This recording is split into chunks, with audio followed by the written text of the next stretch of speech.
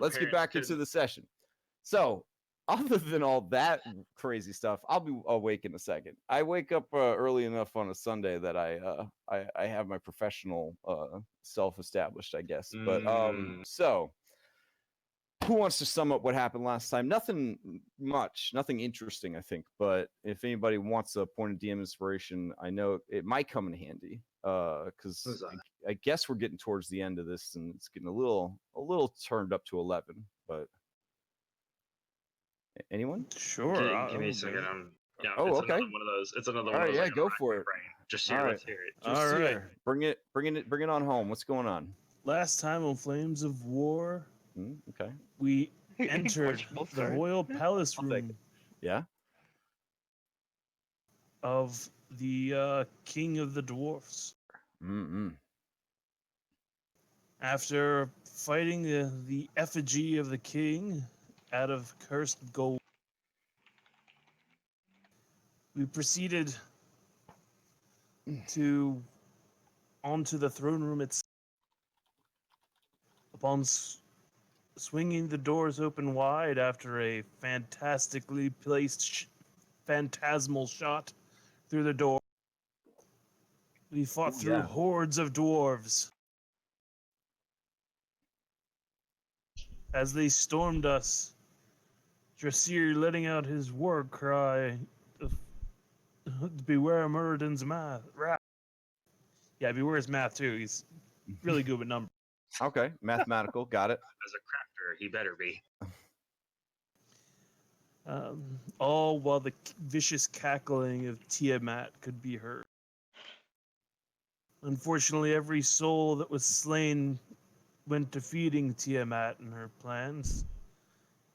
Yet now it comes down to facing Tiamat, the elementals, and the avatar of Mammon himself. And I apologize, I'm pulling both names that I'm butchering. Grom what?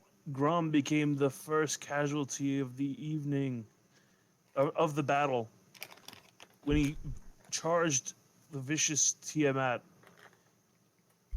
and swung with his mighty axe as hard as he could. Yet she seemed to just drain the life from him before the axe could even make contact. This bodes ill for the rest of the party. Will they rally and use Grom's death as a martyr to improve their morale, to force them to make his death not in vain? Or will they too be joining him? Find out this time in Flames of War.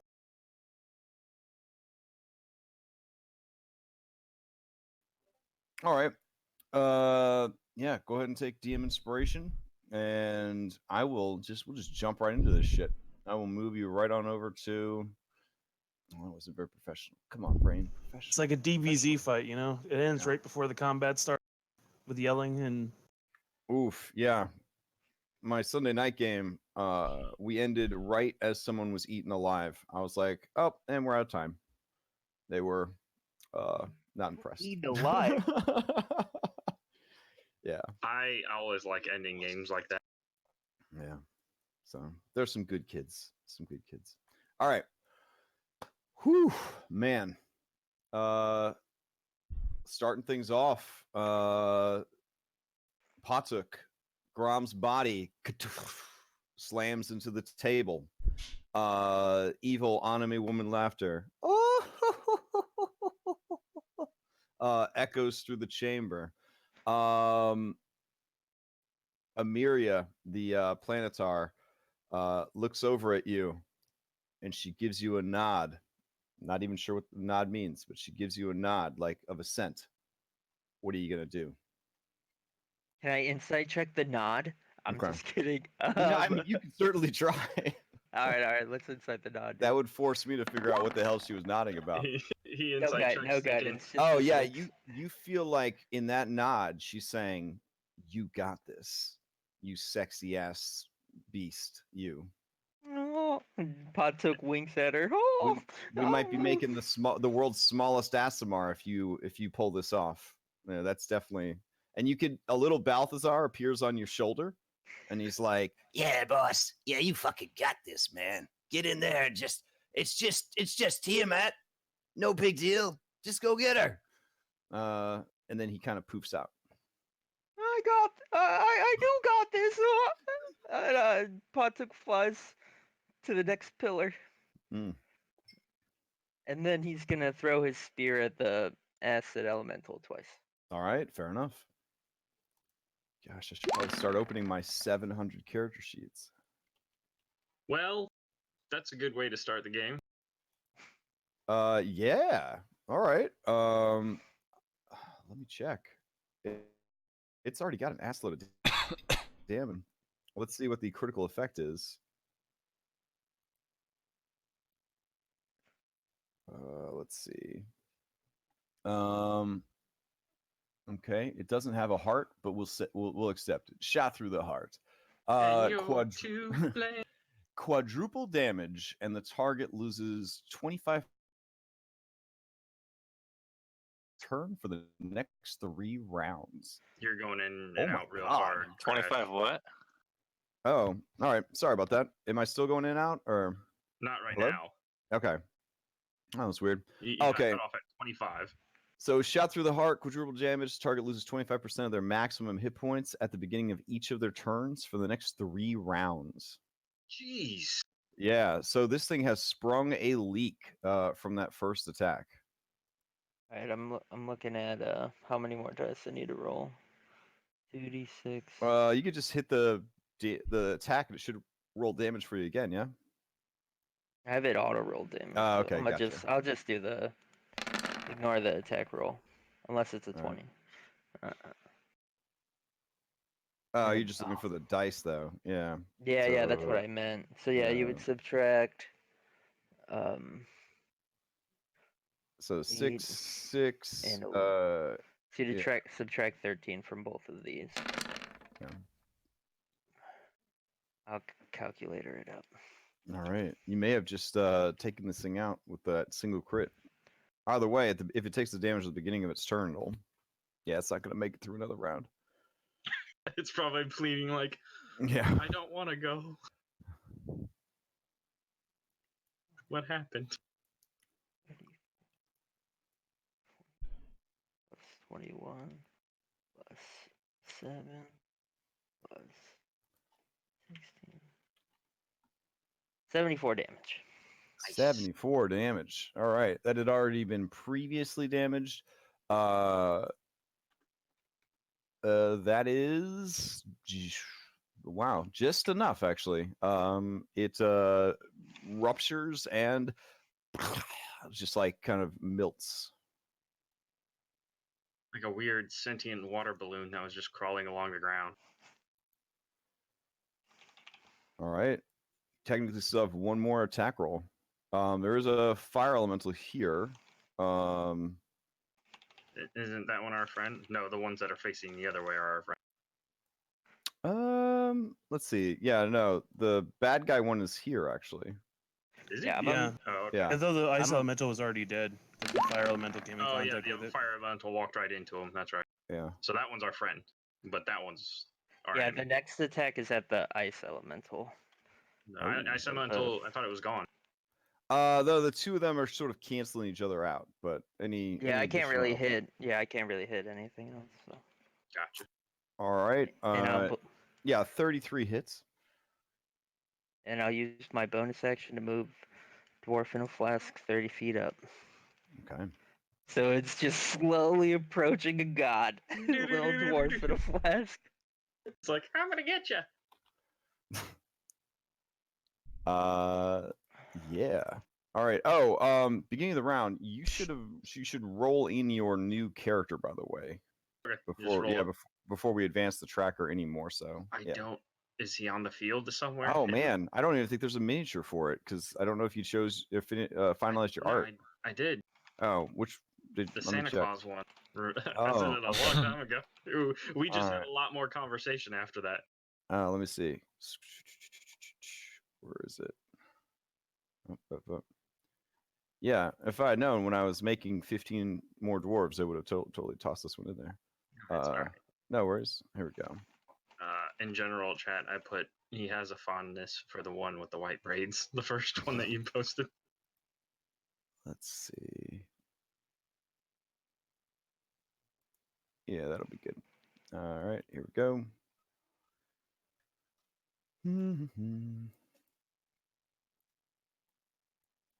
All right.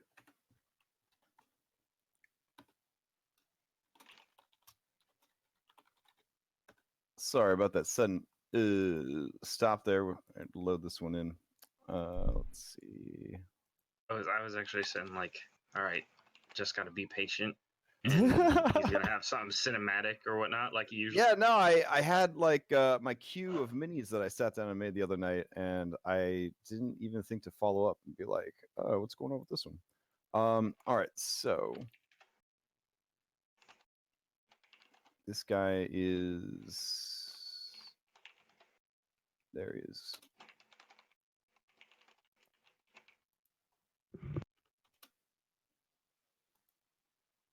It's so weird running like lower level games on the other days of the week and then seeing like the numbers from this game.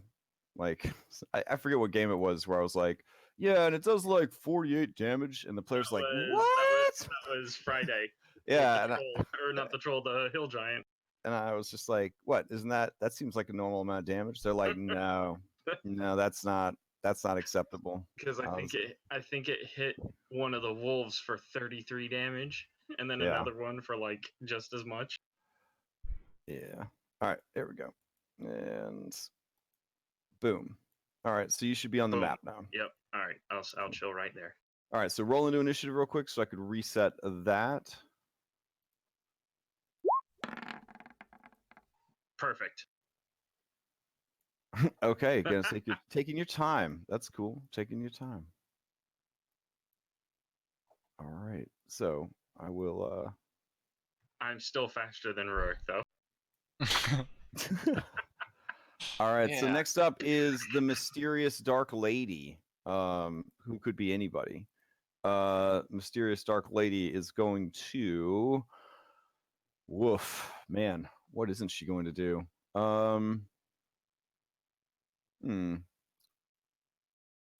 Yeah, okay. Sounds kind of cool. Yeah.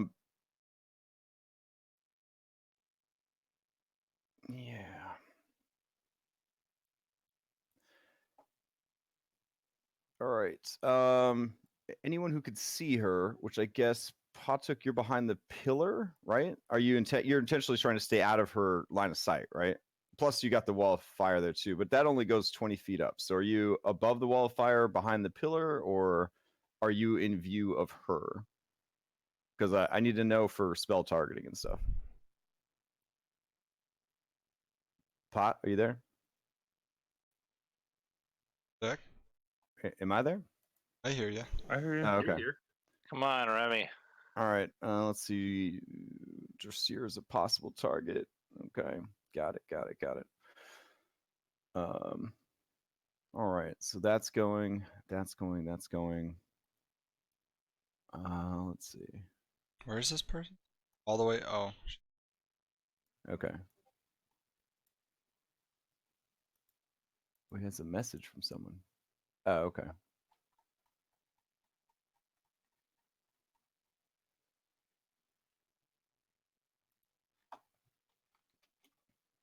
All right. So she is going to ready an action. Yeah, that's what she's going to do. No, better yet, she is going to disappear. Might as well. You can concentrate on 5 different spells. You might as well. Yeah, so she will disappear. All right, that brings us to. Whoa. I DC'd, I'm sorry. Oh, no worries. I was just asking if you were within, if you could see her or if she could see you, essentially, because you said you were behind a pillar. I can't. Yeah, I'm 100% like. Okay. Like I'm on my shield back completely to the pillar. Okay. Then Dressir, you're the only one that sees. She disappears. All right. So that's happening. This little thing is going to it's going to stay where it is, and it'll use the dodge action again, and that will bring us to Bloodhound. You're up. Know what I'm doing, but I guess we'll just fire 3 arrows into the fire elemental there. Okay. That's fine. Yeah, hit. All 3. Nice job, All Bloodhound. right. So that is a total. Also add a sneak attack. 1 sneak attack. Okay. How much is a sneak attack? I think it's 2d6. I want to say. Deal an extra 2d6. 1d6 to one Mm. creature you hit with an Oh, attack. what level rogue is he? He is level 6. It's Assassin definitely rogue. more than 2. 3d6. 3d6. Yeah, I think it's 3. Okay. So 27, 37 plus 11. 48. Wow. Okay. 48 points of damage on this fire elemental. I think that is enough to kill it.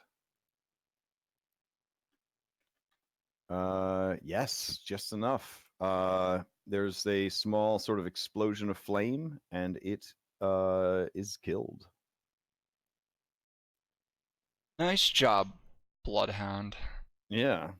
That's some of the best attacks I've seen Bloodhound do in a while. All right. What's Bloodhound up to next? I don't really know what he was doing over here. He ran in for some reason. Yeah, he's sort of just standing in a pile of burnt and destroyed dwarves. I'm gonna make him run back a little bit. Get out of the room. All right. No reason for him to be so close to these other elementals. Okay. Let's see. Drasier. Author Cammerfist is going to use a legendary action point to make it rain on you. Snoop Dogg playing in the background. Yeah. Is that a deck save? Let's see. Make it rain. This is actually a wisdom saving throw. DC 24. Hmm. Yeah. Well, make it with that roll. So as a dragon, not to be racist here, but I kind of saw this coming. What about your inspiration? Money If- rains down all around you. Yeah, you let's see. You must use your reaction. Oh, nice. He doesn't actually have to make it rain down on top of you. He is going to make it rain back here. So let's see, within one creature within 60 feet. Okay, so let's see. Yeah, he's gonna make it rain over here by the wall of fire. You need to use your reaction to clamber over and try to pick up the money. So it'll just Can put it. he see it from Yeah. with the pillar in the way? Well, if it just uses my reaction, it doesn't mean I have to move towards it. So. Well, it specifically says on a failure, the creature uses its reaction to move its speed towards the trinkets, which will vanish at the end of the turn. Yeah, so he's gonna make he'll make treasure appear here. So you got to run over to that treasure, basically. That's all. So, so if you have a reaction available still. At this moment, yeah. Okay, yeah. So then you would just rush on over there. That would give the frost elemental a chance to make an opportunity attack. So it will try to do that. I'm sure it will hit. There we go.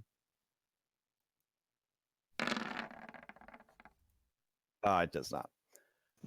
All right, so you rush over to try to pick up the coins, only to realize that you have been bamboozled. You have been bamboozled.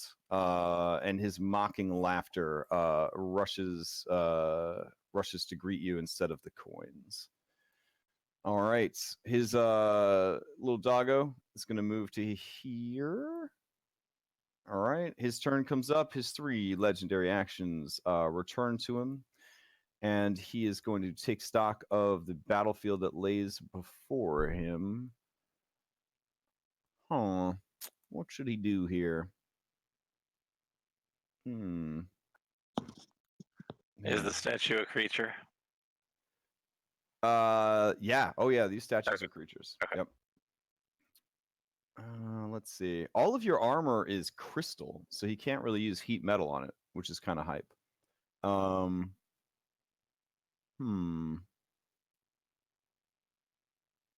Okay. Can't do that. Man, everybody's doing so good at like playing defensively. Yeah, he's going to ready in action. Yeah, that's what he will do. He will ready in action.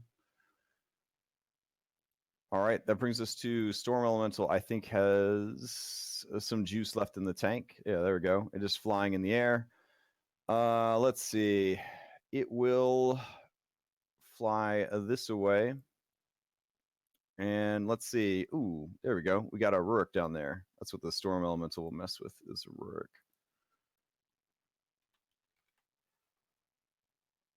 All right, so Storm Elemental is going to, let's see. It's going to see if its Lightning Bolt recharges, because I have here that it used its Lightning Bolt last turn, which it, or yeah, okay. So let's see if that recharges first. He's a 5 or a 6. All right, it does not. Let's see.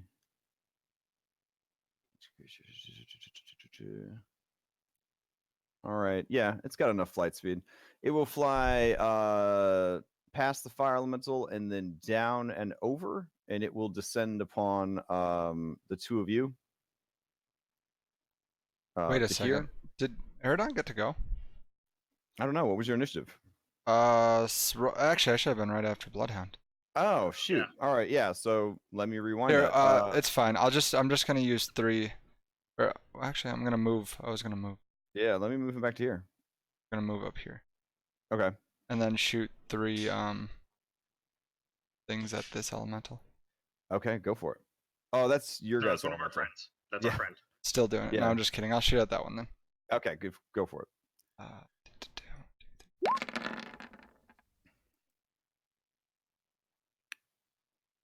All right, so 19. Yep, all 3 of those hit. All right, so it would just be the bottom number.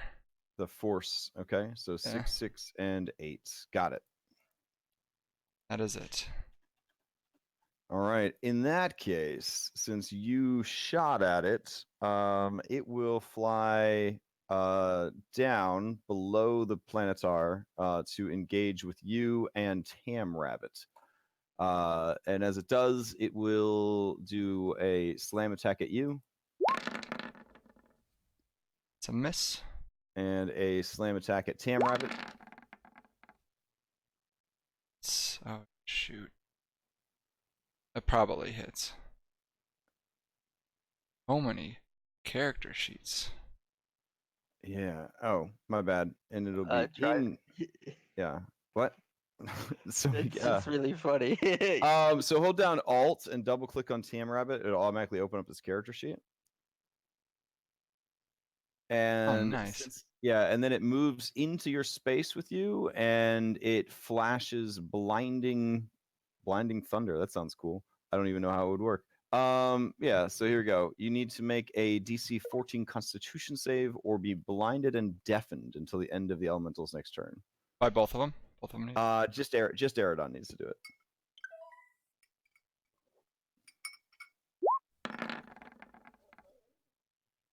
All right, you're fine. All right, so we went back in time. We took care of that. Othric is ready in action. Storm Elemental is gone. Fire Elemental that's on the payroll. Fire Elemental that's on the payroll is just going to move. Like what? Here, start heading towards the big boss. Like that. That seems pretty hype. Oh, he's got a 50-foot speed. Yeah, all right. So that would be another 20 feet. Wow. All right. This guy's out of here. That guy's dead. Drasir, you're up.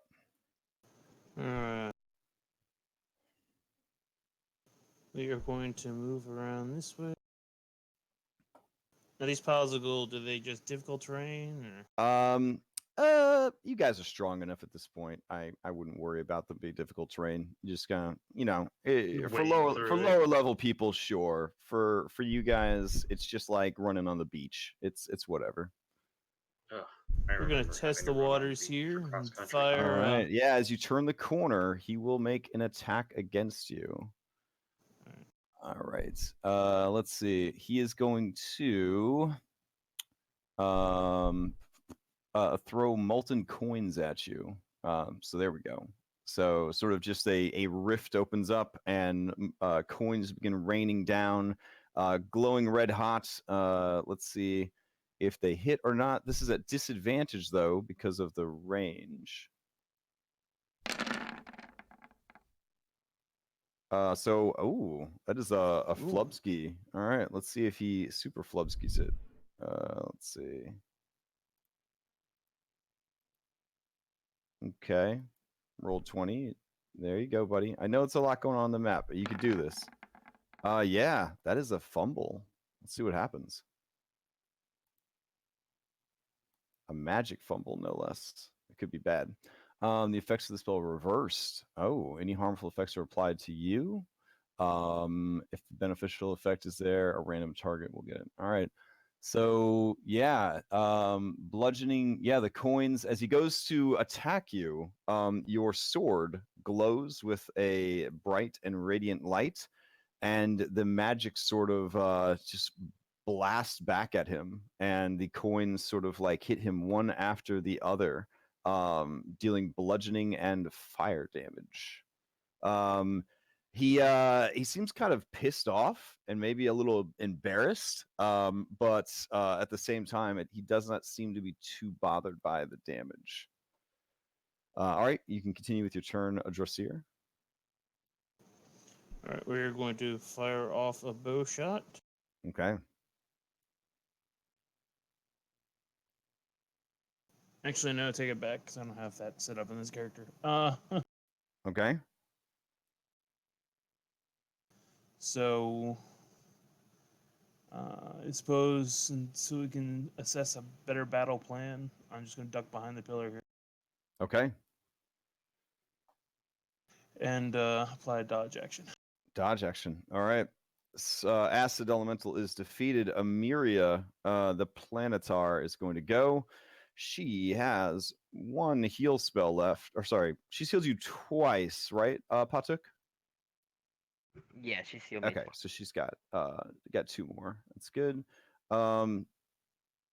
Apparently she's not smart enough to bring a ranged weapon. That's cool. Cool.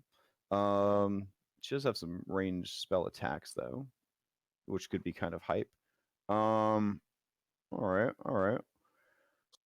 Are those dwarves next to her? Are they good or bad dwarves? Oh, they're dead dwarves.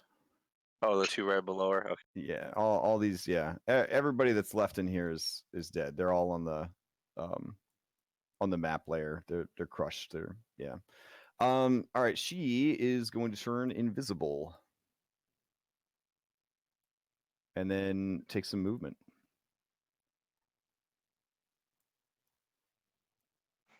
All right. That brings us to 12, which represents all the dwarves. There's one dwarf left. It is the dwarf that was saved by Drosir, and he comes running down the hall, and he says, You there, old one, turn around. There's nothing to see in there but death and destruction. We have to leave. It's a good thing I can't see to begin with. Okay. He's got his hand on the wall.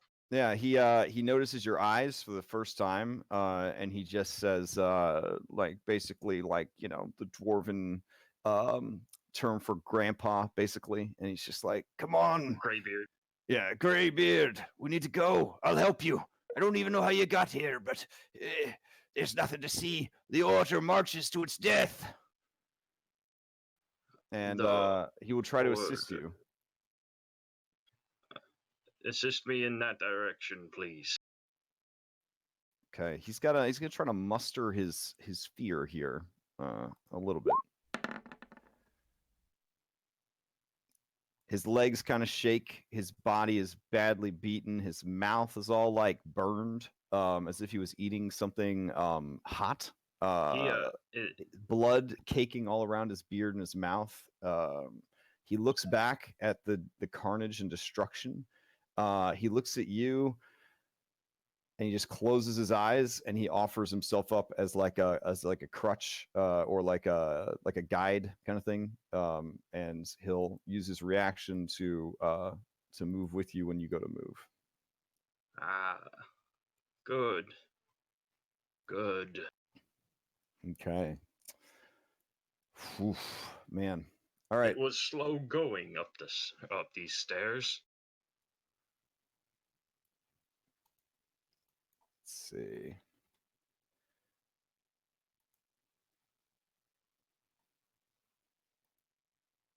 All right. It's a good spell. It's a good spell. Definitely have to work on my dwarf. Yeah, the Dark Lady is doing something. She does some stuff, but she is invisible right now. Tam Rabbit is up. Tam Rabbit to bite and Okay. Super Fang. Yo, rabbit kick. Oh my god. Okay. Tam Good Rabbit is combo. the best of us. Yeah. So Boom.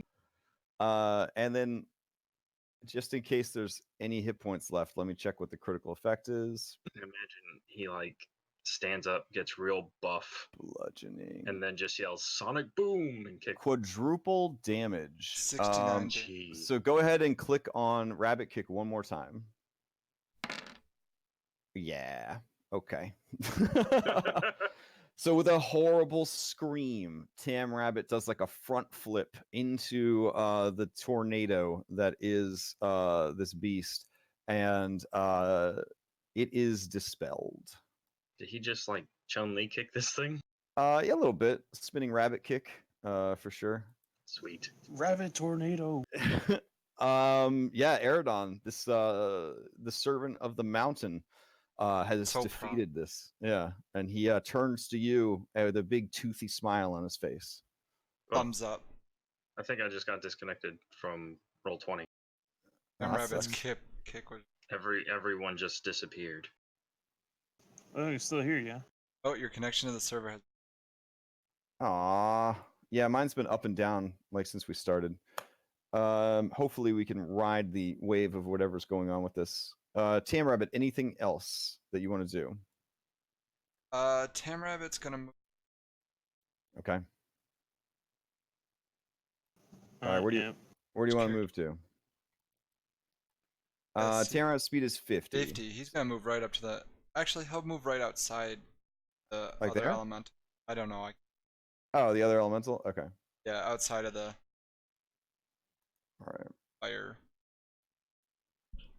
Okay. Okay, yeah, so outside the fire circle. I was right in the Outside of first place. Okay. I can't see anything. All right, so Tam Rabbit moved up and is on the other side, essentially south of the ring of fire, which is kind of not doing much right now. That brings us to Frost Elemental is currently engaged with Fire Elemental, so that's happening. I guess Frost Elemental will just go ahead and I had kind of written them off, but we can go ahead and take care of this real quick. Let's see. Yeah, the server's acting up. Can't pull up my character sheet now. Luckily, D&D Beyond.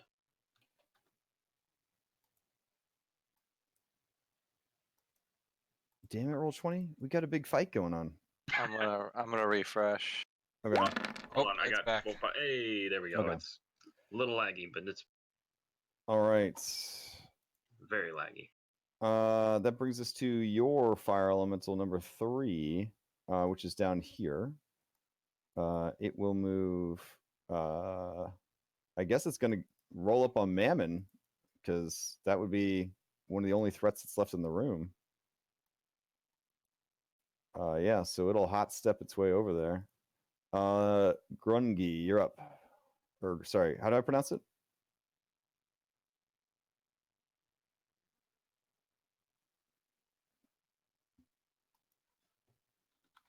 Is here? Did we lose him?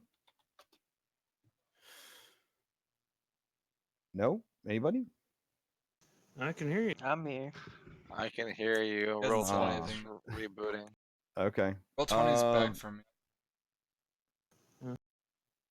Oh wait, and I actually wanted outside that element. Oh, okay. Okay. Here All right. we go. Shoulder axes, lad. Chin up. We're about to change history.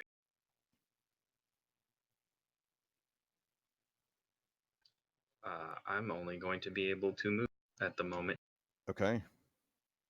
So this guy will help you move closer to the room then. Bloodhound, you see the surviving dwarf and one other dwarf, an ancient old thing, eyes kind of cataract over, being led towards the battle. There's more doors coming! Is it Grungy? Back here by the door! Is that how we pronounce it? Grungy? Grungni. Grungni. Okay, so Grungni, you smell like the sickening stench of recently burnt flesh and hair and beard. You sense that there is a just pile of dead bodies right in front of you. The guy again implores you, Greybeard, we need to leave here. Come on, this isn't our fight no more. That's fine. You go if you must, but I have to face the man inside. The man? There's no man no more. No dwarf. He's a devil. He's the devil. Back. Yes, I know. And I'll give him that reassuring old man pat. Okay. All right, you gonna take a dash action then to finish going into the room, or you gonna wait until next turn, or what's the deal? No, I'll wait until next turn. Okay. But I will say, because Rurik started yelling about more dwarves coming, I'll be like, "Is that you, Rurik Battleham?" My ears deceive me. Who are you?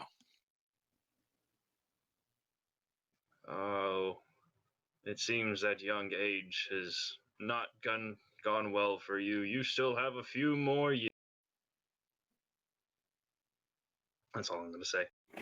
All right. So that brings us back to the top of the round. Patuk, you are up. Did Rurik do something?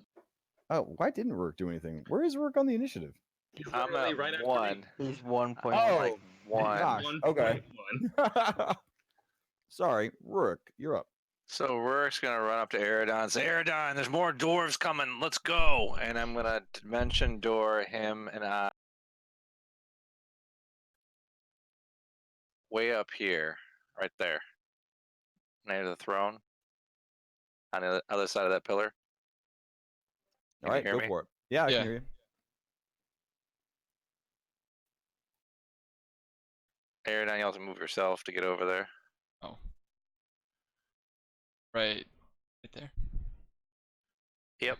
And then I'm gonna action surge and cast polymorph with twin spell on Eridon and myself and turn us into 2 big Baroths. Let's fuck shit up. The OG order. All right, I need to switch computers though. Tim's home. Hey Oh, man, he's taking. Eridon missed when we airdropped a Baroth into a mansion. Mansion, yeah. You'll have to drag a Baroth over on your sheet though, Eridon, I think. All right, let me do it when I get back downstairs to my own computer. Because it's taken back over here. You there, Crash?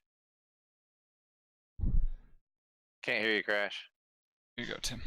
No, he's got himself Oh, I said I got to make you a copy of a Baroth because you weren't there when they were when Oprah came and gave everybody a You get a bear off. You Yeah, get a bear bear off. off. Everyone gets a bear off. Even the devils get bear offs because Yeah. that did happen at one point. All right, let's see. Copy of Baroth. This would be Eridon Baroth. And we'll give it to Eridon.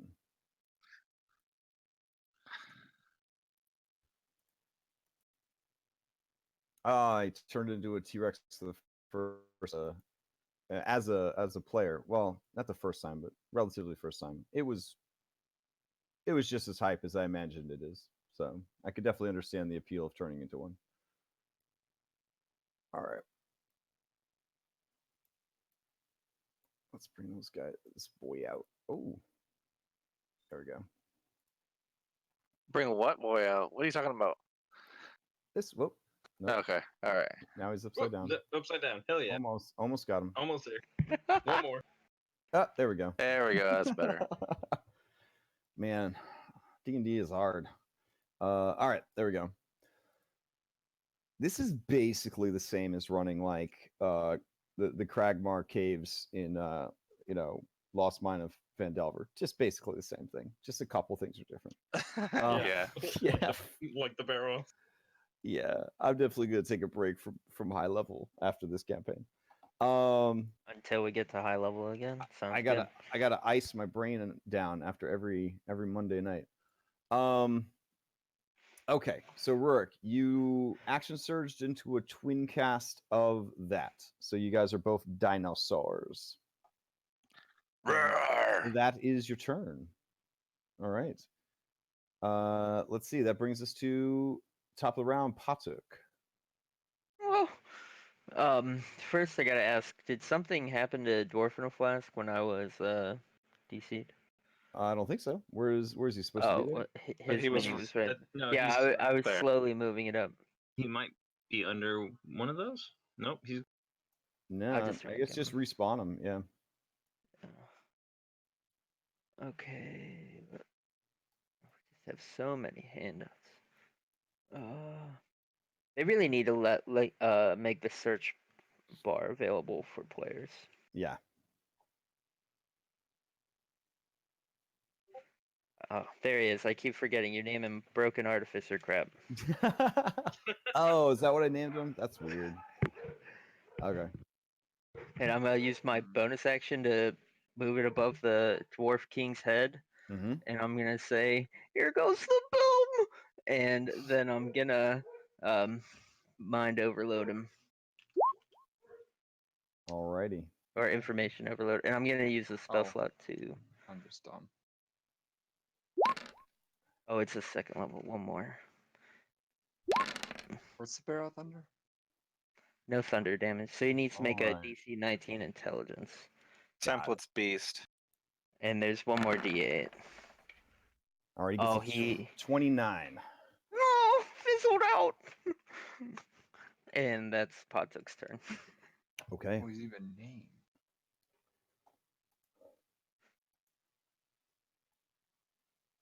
All right.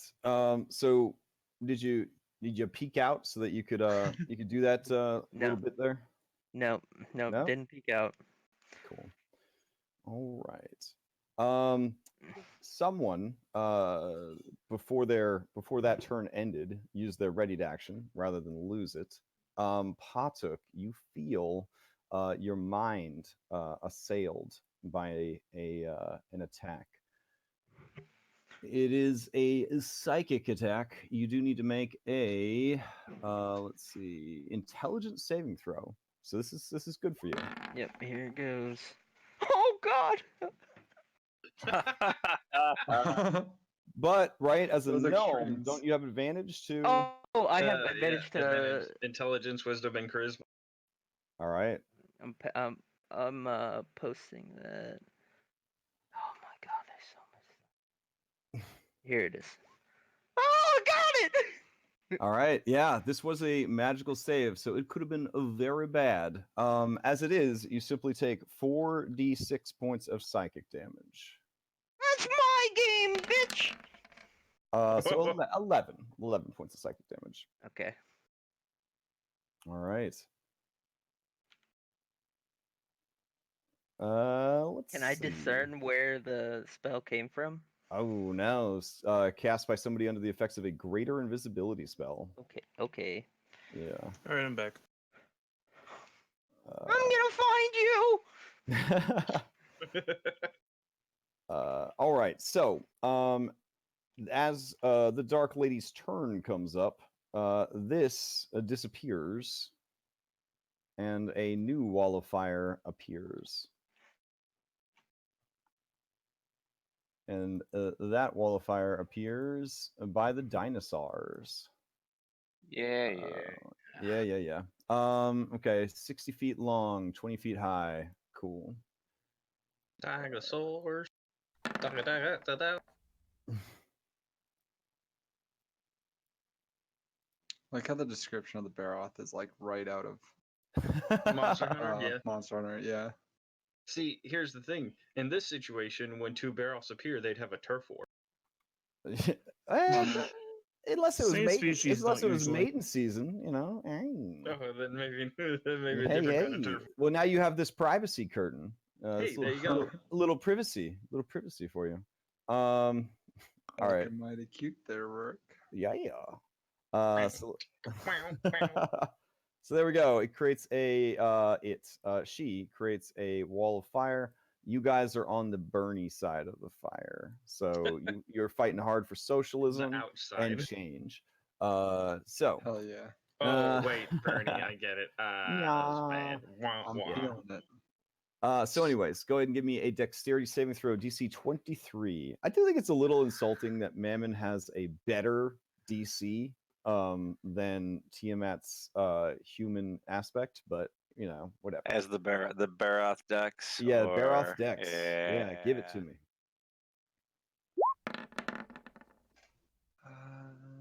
Oh wow. Well, actually, this dex is about the same. This If was we're at also advantage. this was also cast as a 7th level spell. Whoa. I think Yeah. I made it. She's just scared. She's terrified. All right, so that means there's 3d8 extra damage being added here, so the total is going to be 8d8.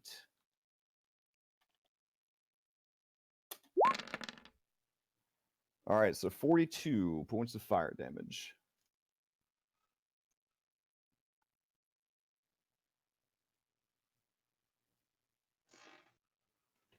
$94 Aridon. Thank All you. right. And It's gonna make us go around. Dude, fuck that. Let's just go straight through. Alright. I ain't no bitch. And let's see, doggos. This doggo is going to move here inexplicably.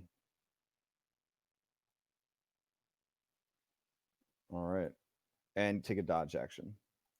Bloodhound, you are up.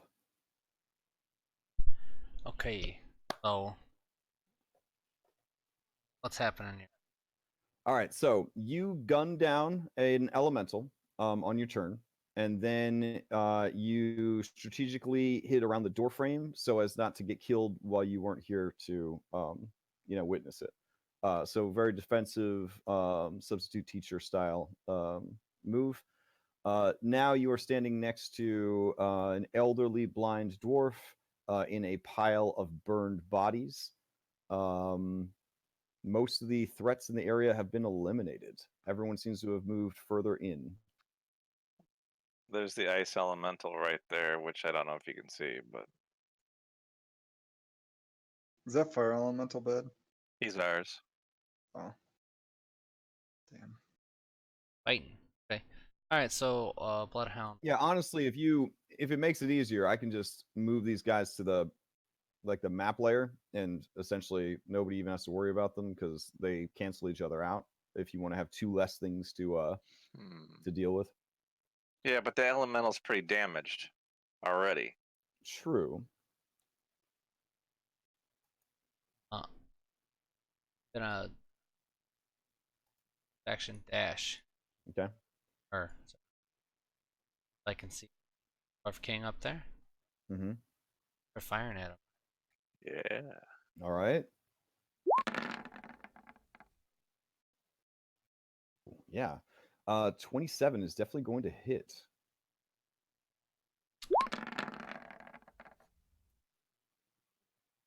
Or hit? 24 hits.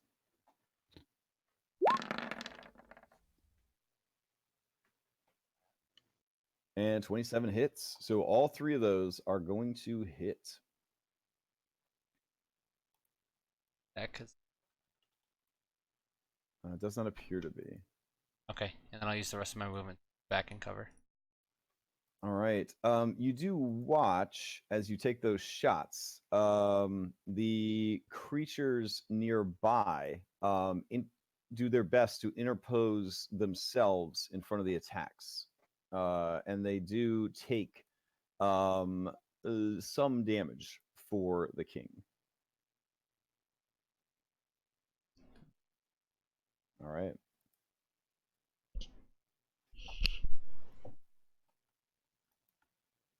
All right. Anything else? That's my turn. Okay. Are you going around?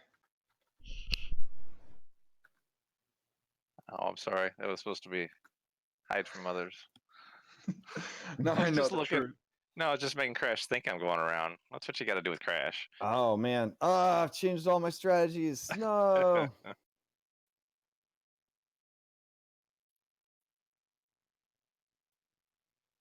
So what's the plan there, Eridon? I don't know. What's your plan, Rook? You going around? Keep in mind, I need y'all to be the level 17 expert role players that I know and love. You guys currently have an intelligence score of 2, right? Yeah. Oh, it changes our intelligence too? Oh, yeah. Yeah. Just Oh, run then right I'm through definitely it. going right through, yeah. Yeah. I can't control this. Hold down Alt and double click on your dinosaur, and it should open up a character sheet. I have the character sheet open, He- but I can't No, control he the can't. mini. He can't like mouse it. You put the around. mini on there, but he can't control it. Oh, that's Yeah. weird. Oh, you know what it is? Oh man, I made him a character sheet, but the mini itself had to be assigned. Such a pain in the ass. Okay, you There should we be able go. to do it now. Yep. I can also change his health to the 94. All right. Marching straight through. All right. Going after this guy, closest dude. Okay, as you run through Double. that wall of fire, I need another dexterity saving throw. Okay, he's got it this time for sure. Almost. You almost got it. So that is 8d8 points of fire damage. So 29 points of fire damage. All right. All right. This best doggo turns to engage you as you approach. I'm gonna tail and bite him. All right. Is it smaller, medium or smaller? No. It is large. You have to split it though. It can't be the same Yeah, character. you gotta Can't be attack the same two creature. different targets as a Baroth. Oh, But the bite does hit. okay. That'll be good to know for next turn. Oh my. Yeah, 33 points of damage. Get him. All right. That's what I'm doing. All right. Can't make both attacks against the same target. Damn, I wish I read that before I moved. Did you grapple? Can I? Oh wait, my bad. It's dodging, so a 15 would not have hit. So Damn. all right. And it's not medium or smaller, so I can't grapple, right? Correct. Yeah, and because it's not medium or smaller, it's not 2 sizes smaller than you, so you can't like move through its space either. So it's big enough to sort of slow you down. All right. All right. This doggo right here is going to maintain its position. Yeah, I guess it'll sidestep here, and it'll continue to take the dodge action. As its turn ends before Othric's turn begins, Baroth right here, you see a dead what would a Baroth like to eat? Baroth's actually a plantosaurus, right? So as weird as that sounds, aren't they? Yeah, I think so. Anyways, Wow, look it up. there's a big old pile of food over here. Baroth, I need you to make a wisdom saving throw to avoid the temptation to rush over and get it. Yeah, but their vision is based upon movement, right? Not Right, stationary objects. Okay, Oh, I'm just, you're right, Dr. Grant. Oh, man. Oh, forgot about that.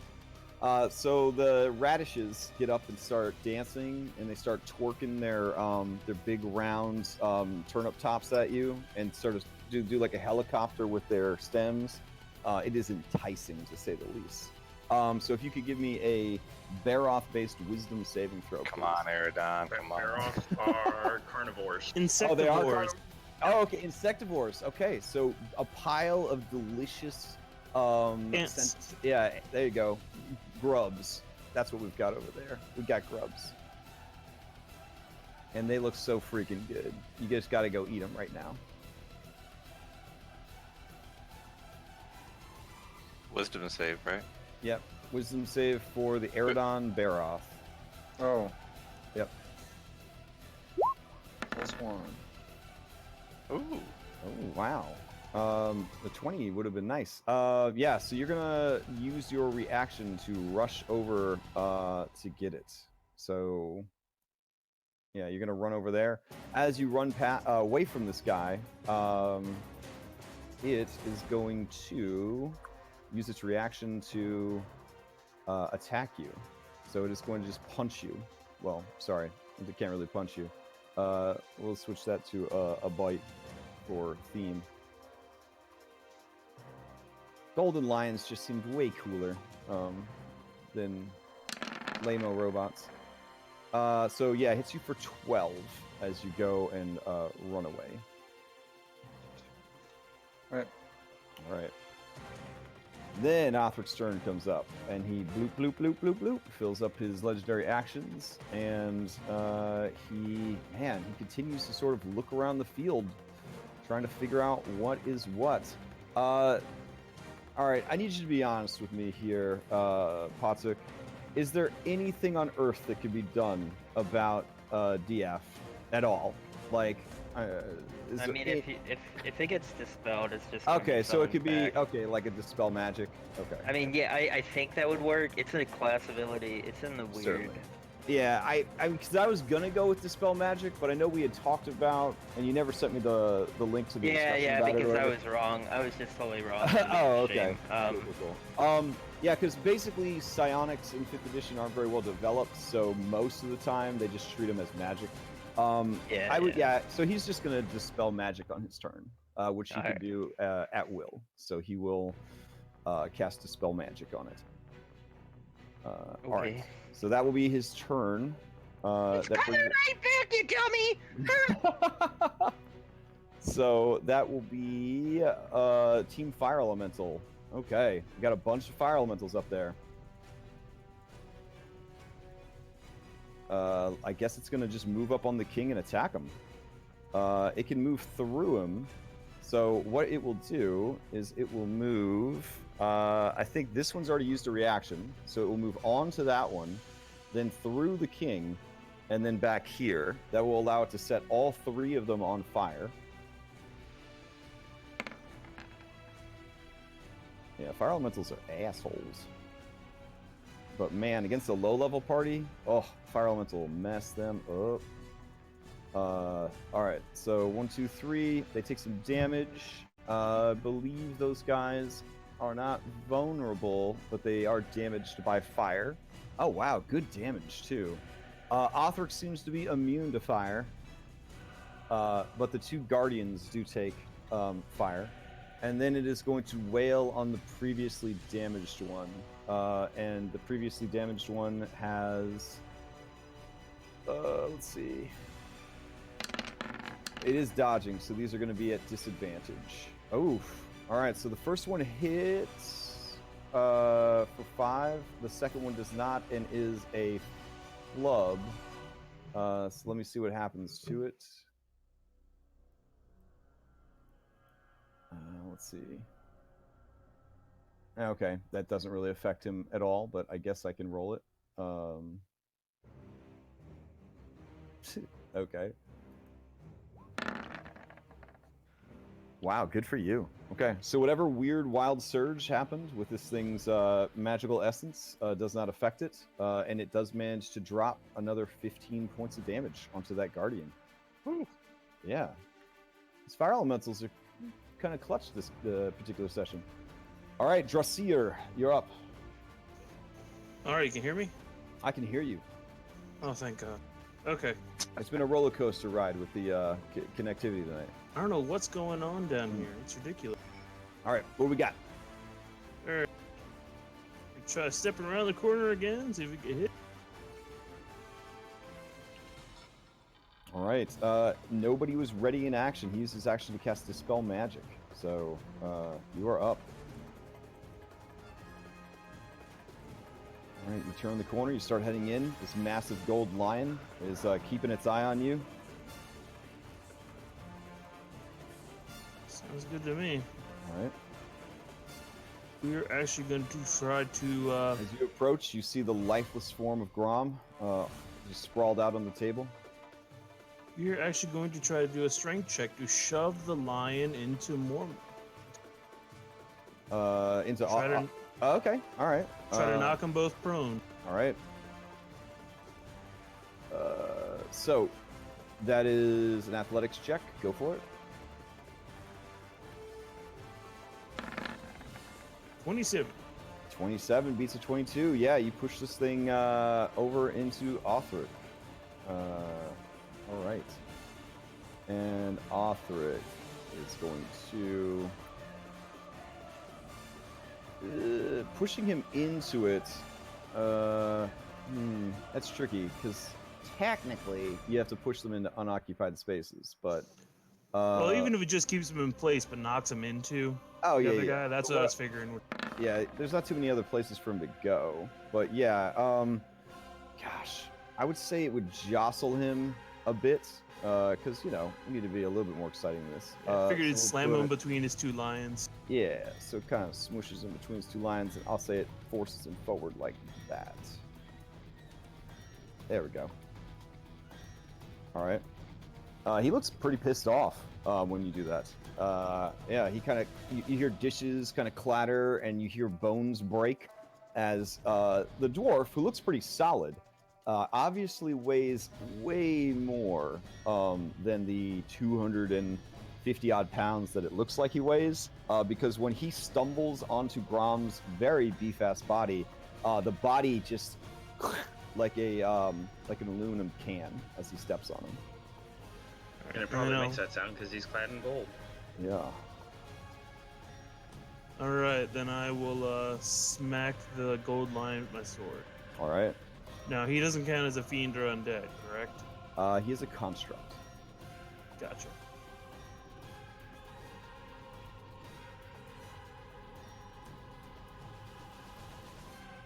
Oof. Yeah, that is a hit. All right, so a total of 32 points of damage. It is bloodied. Go crystalline axe of funness. All right. Well done, well done. Anything else from Drasier? Your crystalline blade slices into the golden lion, leaving a heavy slash across its golden surface. Liquid gold starts kind of bleeding out from the wound.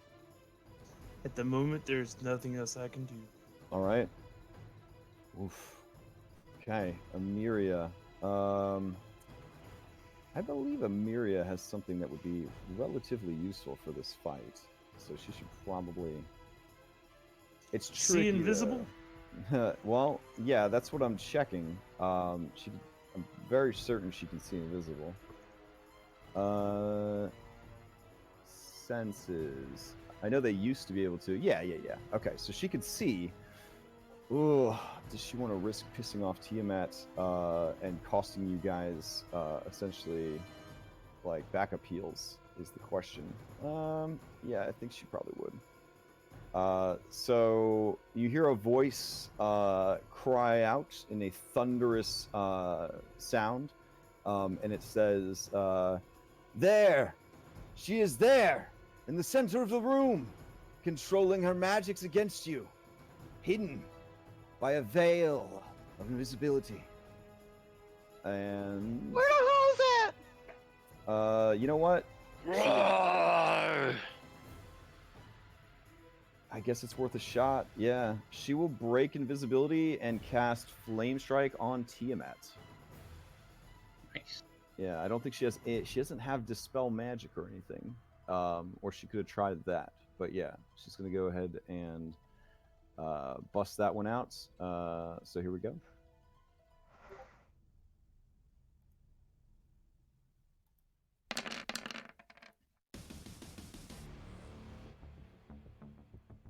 All right. Wow, that's a good DC too. Nice. Let's see. DC on her thing is. Yeah. It's That's cool. 20. It's cool that I like paid for That's these 20, right? monster Like, sheets, right? How could we possibly defeat that? Yeah, right. Let's see. God damn it. I think it describes it here. Let's see. Her spells. Yeah, it actually is 20. Wow. Nice. Yeah. Were you just guessing, or did you remember that? He was probably guessing. Don't let Rurik fool you. I was guessing, but Everyone knows that a lot of Rurik times is zero. a master of the rules of Dungeons McDragons. Hell So, yeah. Yeah. Looking up them character sheets real quick. I remember what it was. It says here right on this character sheet. That is definitely one of the more satisfying things about using like modified monsters and stuff, is I can always tell in my games when there are people looking up the monsters, because they'll be like, "Is it dead?" And I'm like, "No." And they're like, "Are you sure?" And I'm It like, should be dead. We hit Are it really you- hard. "Are you sure?" Like, yeah. All right. Anyways, yeah. So This much damage to it. let's see. Welcome to regional variant. That is the saddest flame strike I've ever seen, though. It really is, but it's 40. Well, here's the thing. So I don't know if it's different for creatures, but like the player character's flame strike does 46 fire and 46 radiant. Oh, I don't. Yeah, I guess it's just really poorly built. So And then at higher levels, when you cast it at higher levels, you get to add a d6 to either or. yeah, all right. I was like, this whole spell is just broken, in a bad way. So 12 fire, which is ignored, and then 15 points of radiant damage, which is not ignored, but she does get a saving throw. So here we go. Dexterity saving throw. 27. All right. So she is damaged, though. That is first blood on the boss, I guess, if it's the boss. All Or right. Angel, she'll be missed. Yeah. Yeah. That was probably not the best move. All right. It's just stomped. Where's she? Okay. So she is going to Did our- cast. The question is, did our angel friend use greater invisibility as well? Because if she didn't, she's Oh no, out of she has invisibility. regular invisibility at will, but not greater. Keep in mind, the Planetar is only like a CR 12 or something like that. Oh yeah, So, no, I'm just saying yeah. like after her attack, she'd come out of. Right, exactly. Yeah, so she revealed. Oh, you're wondering where her mini is? Yeah, my bad. Maybe yeah, I can save her. Yeah, she definitely revealed herself. Oh, there's no saving her. Yeah. It is. Maybe. Okay. I don't know. Anyways, well, she gets a saving throw against this. So let's see. 1, 2, 8. All right. Yeah, she will cast Banish as an 8th level spell. How many people is she targeting? She is going to target.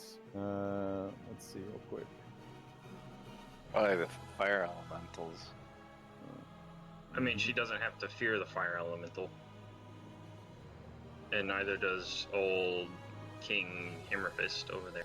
Yeah, so we're gonna need 3 fire elemental saving throws, and we will need an Emiria saving throw. These are charisma based.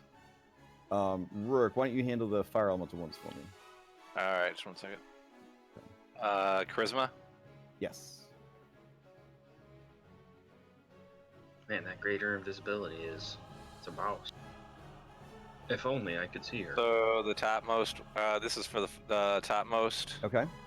The next one down, and then the final.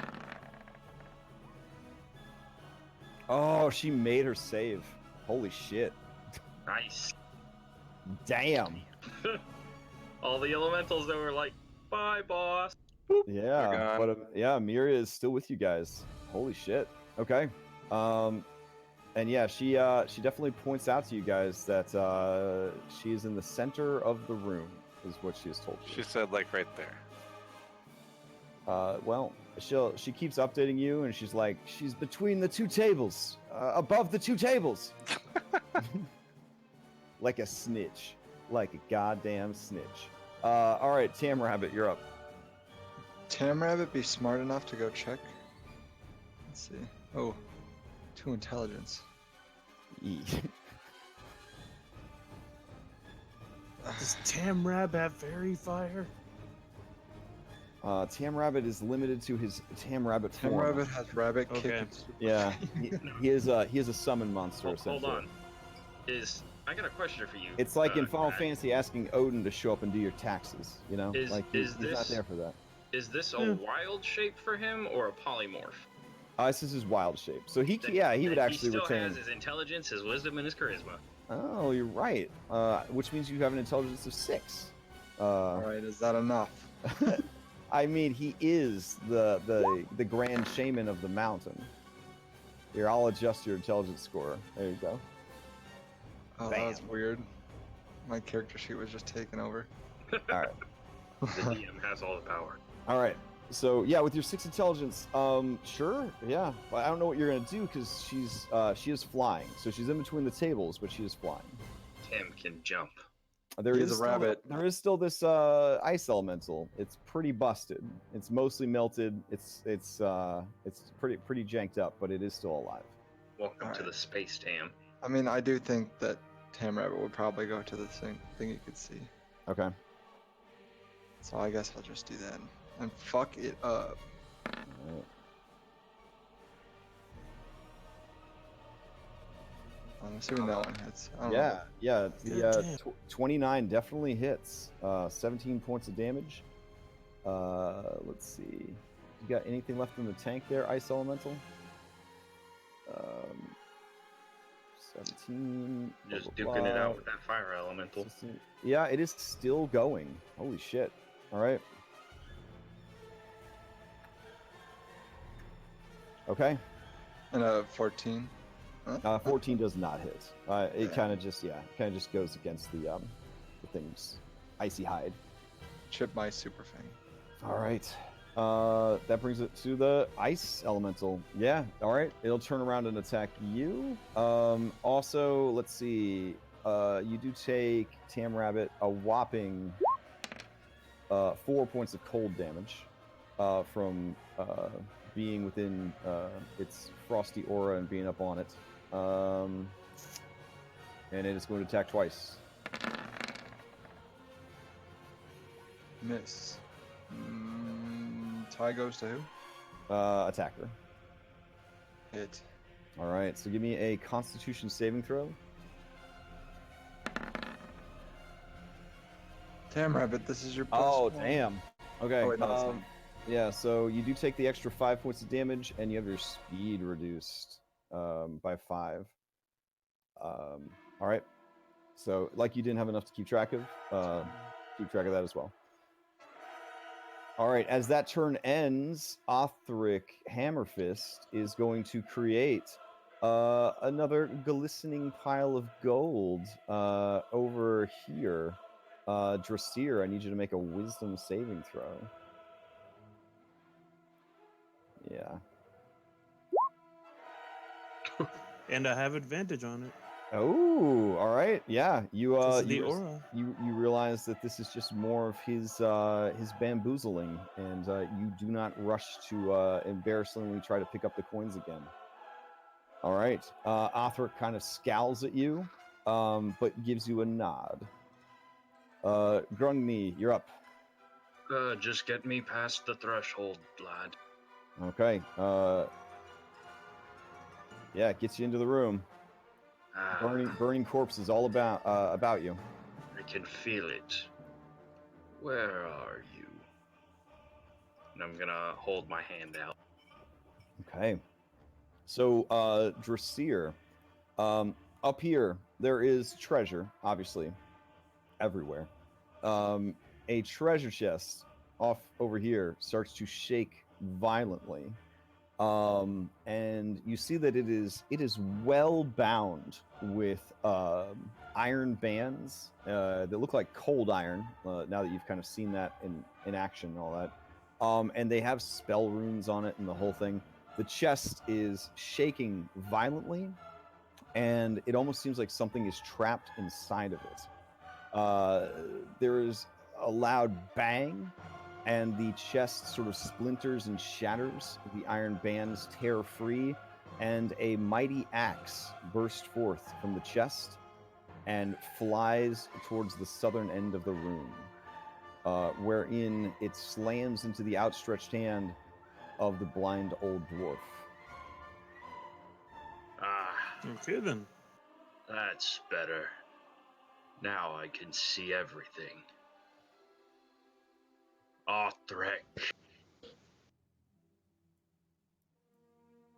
All right, your voice kind of rumbles across the chamber, and the dwarf king sort of looks over. His eyes, very momentarily, Drasir, betray a small bit of panic and confusion, but immediately sort of shimmer again with gold.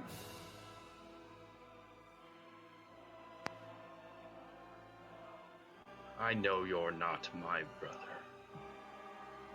Not anymore, but it's time to meet the Maker. And I will pull out a big old diamond and just crush it and cast. Cast what? You cut out. Gate. Gate. All right.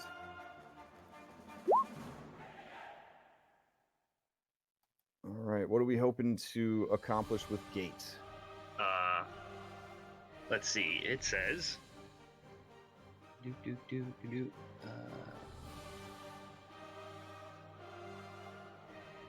I can speak the name of a specific creature, or a pseudonym, or a title, or a nickname.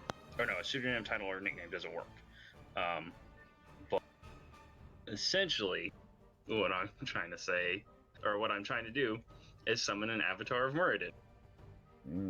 So, when I say it's time to meet the Maker, I'll utter Muradin, crush and use the. All right. As you do, where are you gonna try to place this gate? It has to be within 60 feet of you. Oh yeah. I'm gonna put it on the big dwarf statue that's right outside the hall. Ah, okay. Let's see. That one's a bit hellish. Yeah, we could go with this one. All right.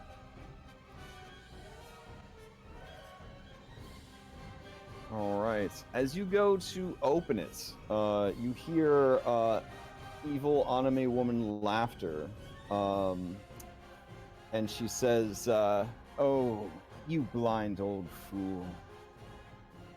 I don't think you read the entire description." I did. And she says, basically, in the presence of a deity, etc., etc., etc. And she says, "Not today, dwarf." And you see the gate that's trying to open kind of flickering. And she just continues laughing, and the gate closes. and her laughter begins to peel out across the throne room. At which point, Othric, who seemed a bit unhinged by what you said and did, nervously starts chuckling and then joins in with the Saturday morning cartoon maniacal laughter. And you look to the statue where the gate was, and you look to her, and the axe thrums with power in your hand. And the dwarf next to you just kind of like sags against the wall in despair. And you see a slash in the air as a glowing axe slices open a second gate in the same place. And you see a resplendent dwarf step through into the hallway.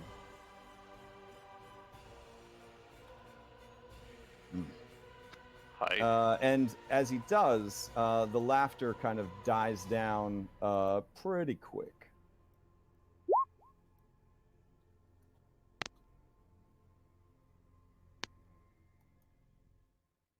As you said, she-dragon, a deity can affect it. Yeah, the laughter sort of stops, and from the other side of the gate, you just hear the clanging of anvils and the chanting of dwarves, the sounding of dwarven horns of war, and this individual rolls itself into initiative.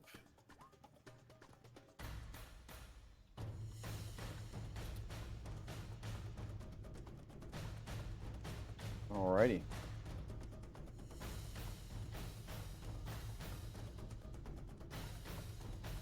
And I think that's as far as I could move, that he moved. Okay. And so I look at the dwarf, and I pick him up, and I will I'll put Sunforger in his hands for the time being. The fight's not over yet, lad. Okay. All right. Let me redo initiative real quick with that person rolled in. Oh, what about? Oh, I was gonna say, what about Rurik? Yeah, I would never forget Rurik twice in a row. That would be ridiculous. Rurik, you're up.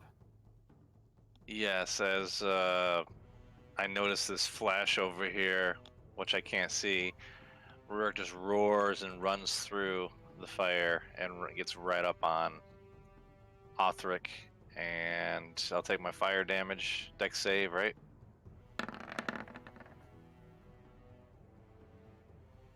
Yes. So that will be 8d8 points. What's the DC? 23. Ah, okay. I don't think it's possible for us to make that, is it? 43. 43 points of damage. Okay.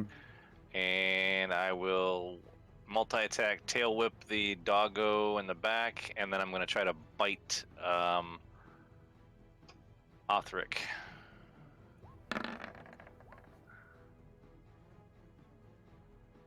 This is a tail attack. Hit.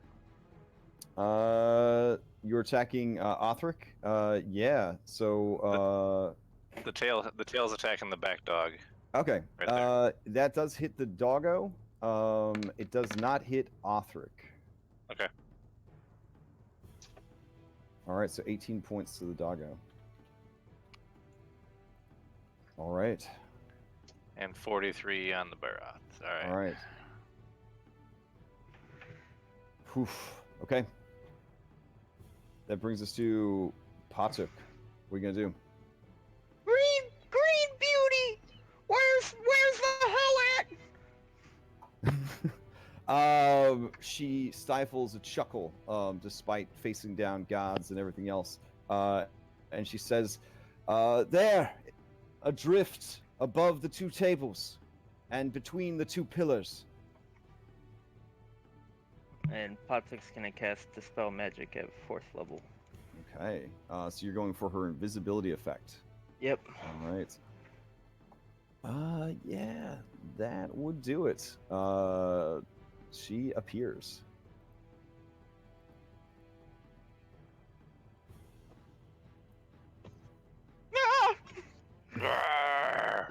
closer than you expected.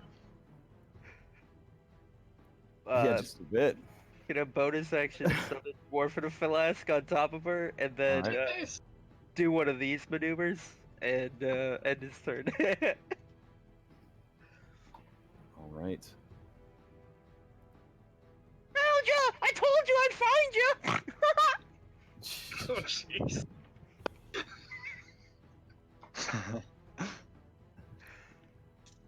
You are bold and spicy. You are the hottest jalapeno. Man. All right, I am trying to find, as weird as this sounds, Moradin's aspect real quick. I think. You didn't expect this one. Well, I thought I had all the aspects available to me, but I can't actually find this one. I don't want to grab like a previous edition because it would be a little bonkers. But yeah,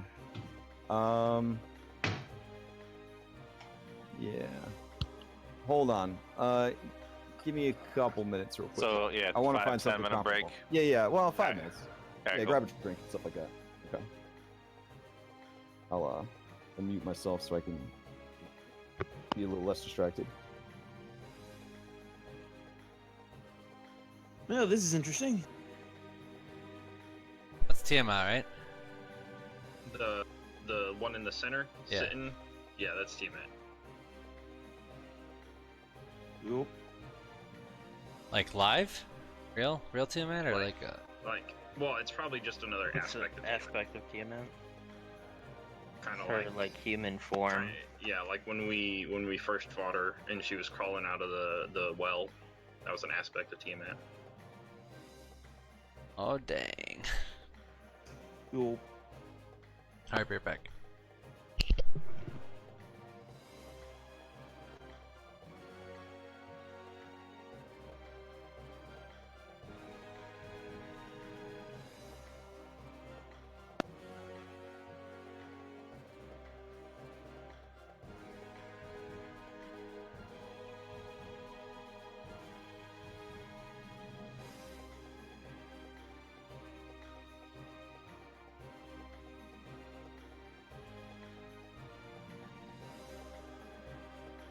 Dude, so you know that question that Crash put in the general of like what actor would play your character? I've been Oh, yeah. thinking for Patuk I've been thinking about it all week and I just can't figure it out, dude. Tom Holland Tom Holland. would be hilarious. The new Spider-Man. Oh, I don't think he would be appropriate. Unless he could do good voices. I mean, he does Spider-Man well enough. Yeah, but that's kind of just him. Talking. Or get I think Troy Baker. Isn't that what you said the first time? Troy Baker is what Tim or Bloodhound said. Oh, I could see Troy Baker.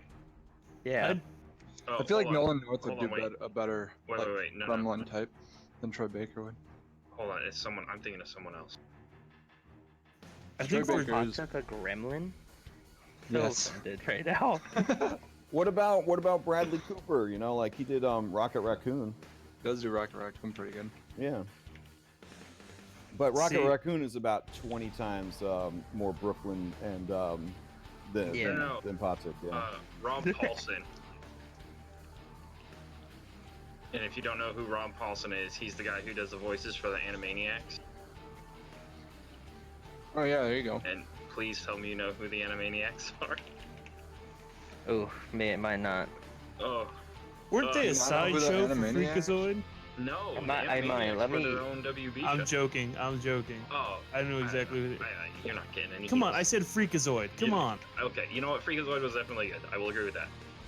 I actually think he Oh did yeah, I Freakazoid. know who the Animaniacs are. He did. I was gonna say that's like when we were kids, those were really popular. Freakazoid Like young kids. premiered at the Animaniacs at the same Yeah. time. All right.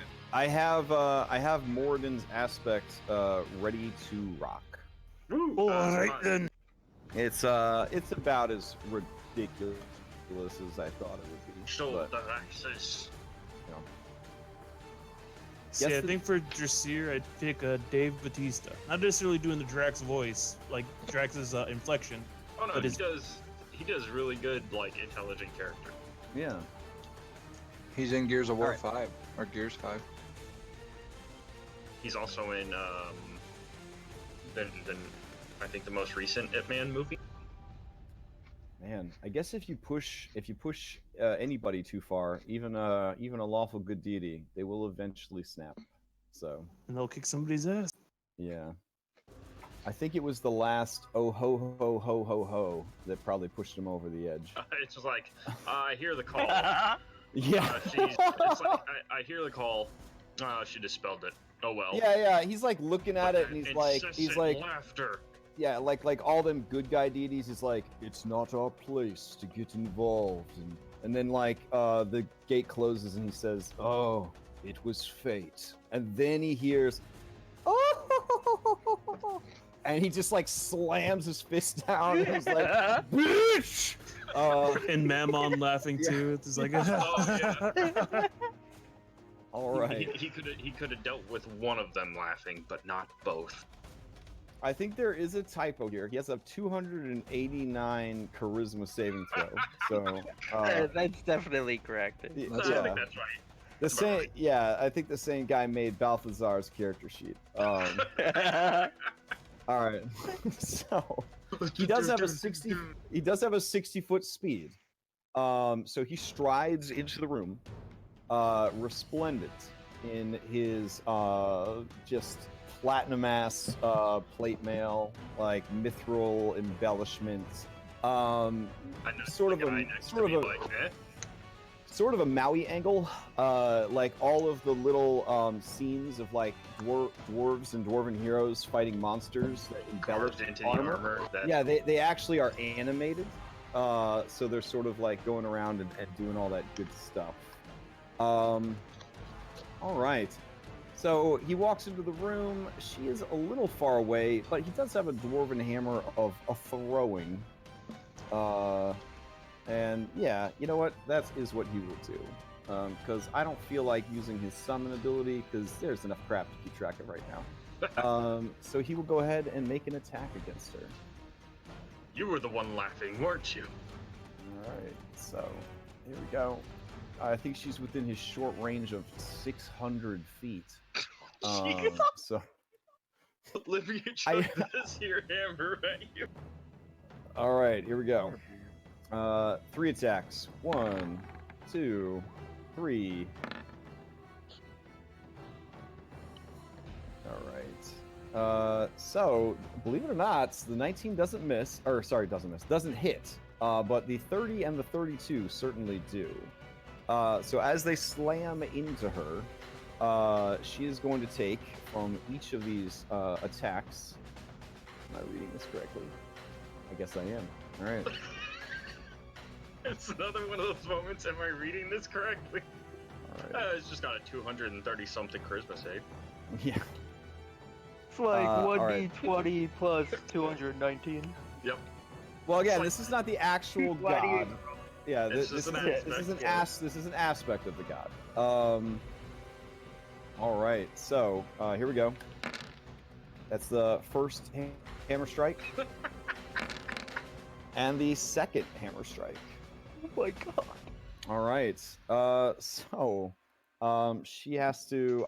I don't know if half of 69. I don't think she can make that with a save. Let's see. She wants to maintain some spell effects here. So let's see if she can do that. The first one, obviously deities would have Warcaster. That would be embarrassing. I say she might be able to make it. It's only a 35 if we're rounding up. Yeah.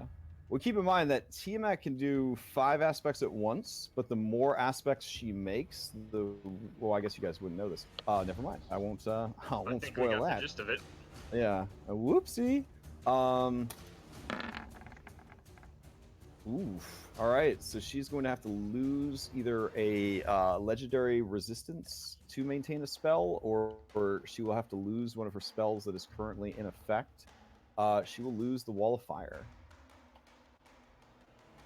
All right, Damn it. just gotta make another one.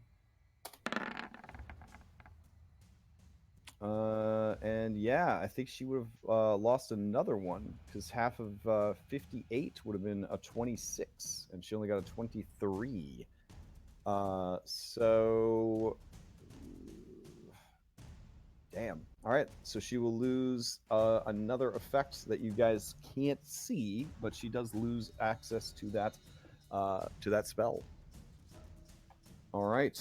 And you, you hear the bloop, bloop, bloop of his legendary action points filling up. He lets out a mighty roar that just sends coins and gems and silver platters scattering, tables splinter, flames go out. He is very upset. All right. So that's some significant damage there. She had taken 8. Yeah, there's. Does Patuk start laughing? Like... Oh man. Okay. She is very upset by your taunting. Man. Whew. Oh boy. Balthazar installed some brass balls on you. Holy shit. I feel like his shield is actually carrying them. That is intense. Okay. Yeah, let's see.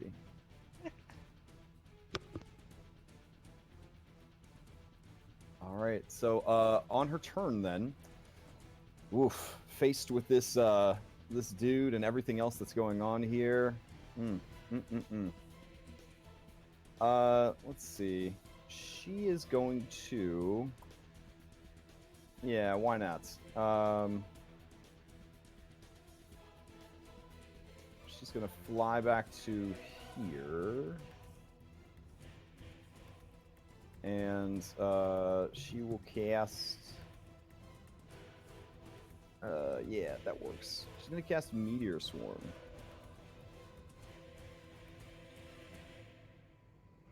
Because apparently things just got real. Alright, so 40-foot radius. Oosh. Okay. Meteor Swarm's no joke. Yeah, she's gonna cast the Meteor Swarm. I don't even think I bothered to make a template for Meteor Swarm. Because I was like, no, why would I need to? Jesus. Alright, I guess we could use a supersized fireball to give us a general idea. It's just 80 feet total. That's Yeah, all right. it is. Whoa. That's it. NBD, right? Wouldn't that like destroy the whole chamber? Well, I mean, some people might say that. I mean, that seems about right. Yeah. Yeah, okay. All right. So, everybody that's in on that noise, you're going to need to make a... So... I love the fact that it's a dexterity save, so a rogue is still just like, no thanks. I literally had a rogue in a game make the save. Everyone else died, and the rogue didn't because of that one. Yeah. And then the DM was like, oh, let me rewind time. Because I didn't think it was going to be that bad. But... Crash, I have a question, because it says they plummet to the ground. How high is the ceiling in this thing? And does it come from outer space through the mountain? It is a 50-foot chamber. They don't drop very far. Yeah. I imagine they just appear and then just like hit the ground like they just like have 5 feet of space. Okay, I see what's going on here. You're fishing for some Final Fantasy VII-esque summon descriptions. Well, I got you. She's all right, a so deity. And so I imagine she can just like summon them and then blink them into the room. Yeah, I got you. So the lithe-ass form of Tiamat's human aspect, spooked by the bone-shattering hits she's taken from the aspect of Moradin, magically flies, anime style, over here to the corner, hovering 40 feet above the floor. She side-eyes this gnome,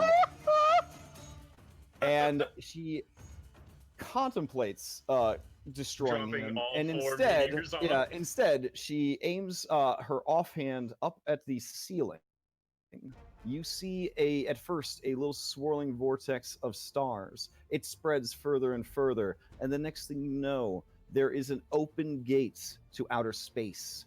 Briefly, Drasier, I would tell the dinosaurs, but they won't remember. You see the dragon, the fleet of spaceships, all that cool shit. And then you see the rushing forms of fireballs raining down from on high. They just start raining down into the room, destroying fucking everything. And with sort of a flourish, she kind of tosses her hand again, and it closes. The room explodes.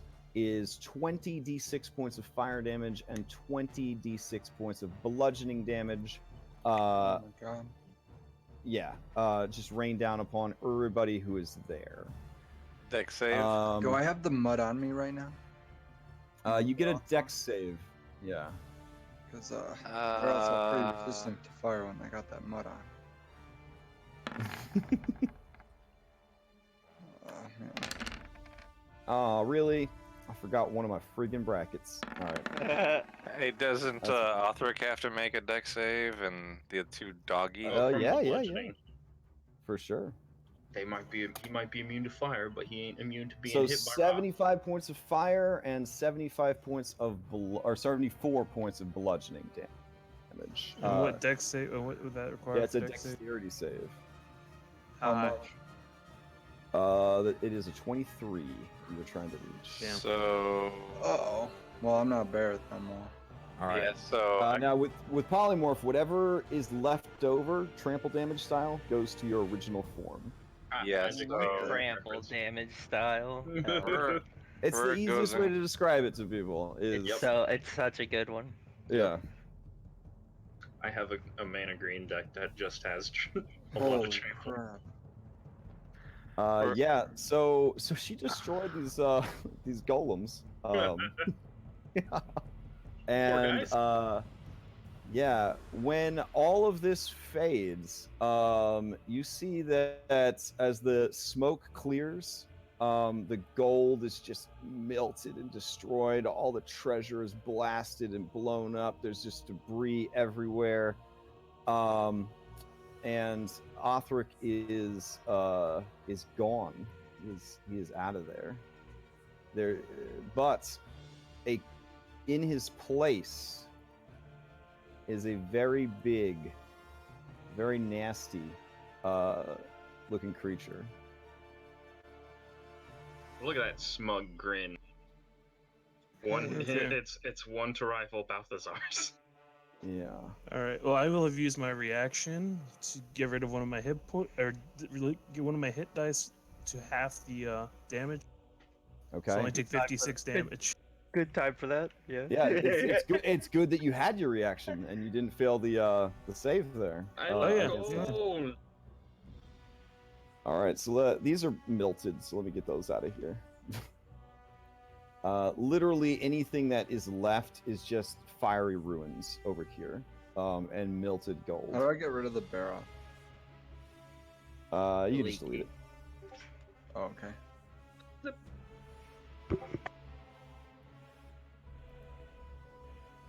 Oh my gosh! All right. I don't like that.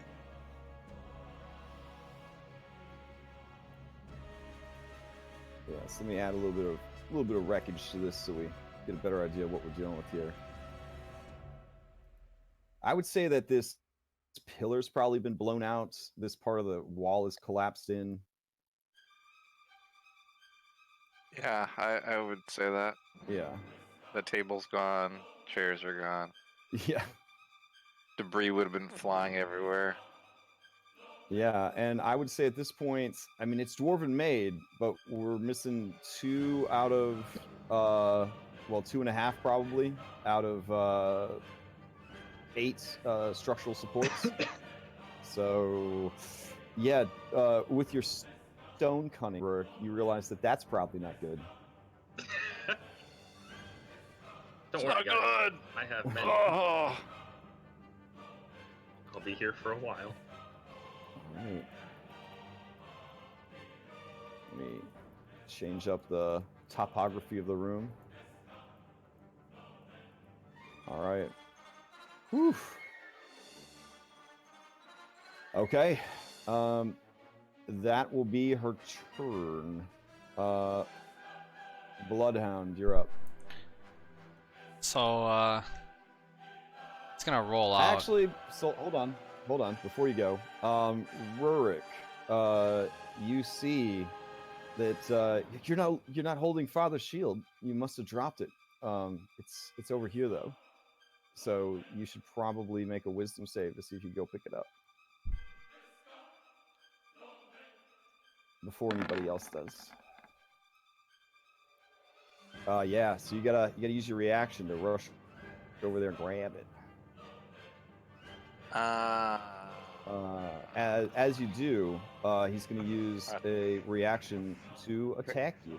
Crash, can I just rules lawyer something here real quick? Sure. What's up? So, that forced using reaction to run as far away as possible is like forced movement. It is not. It falls. So if it's not forced movement, then the booming blade dissonant whispers combo would work, which is just like has been ruled as like by sage advice that dissonant whispers does provoke opportunity attacks. That's the big selling point of it. Okay. Yeah. All right. I mean, if you have a link to it, No, I mean. No. You're the DM. I just thought, and I was wrong, and we can move on. All right. No. It's mind control. So when forced movement implies that you're physically forced to move, whereas if you are compelled to move, you are moving on your own. Yeah, here you go. Jeremy Crawford. Movement and dissonant whispers can provoke opportunity attacks since it uses your reaction. Okay. All right. And yes, they did realize after the fact, like, oh damn, that is kind of like Booming Blade. That's kind of nuts. Yeah, it makes Booming Blade amazing. Oh yeah, there are some spells that are just better than others, and Booming Blade is definitely top tier on a lot of builds. All right, so Rook, as you go to flee, he is going to smash you with his sack. So he reaches down, he grabs his sack, and he's going to whack you with it. It's technically a purse, but you know, whatever. It's his main purse. Yeah. Oh God. So here you go, purse attack. All right, 21. Miss. All right, so he goes to swing at you, but you actually did have Father's Shield, and it sort of instinctively moves into place and avoids the attack. All right, as you go to pick up Father's Shield, you realize you had it the whole time. What the? All right. It was actually 10, 20, 30. 40, How many feet? Yeah, so it's more like back here. Okay. All right. With that, Bloodhound, it's your turn.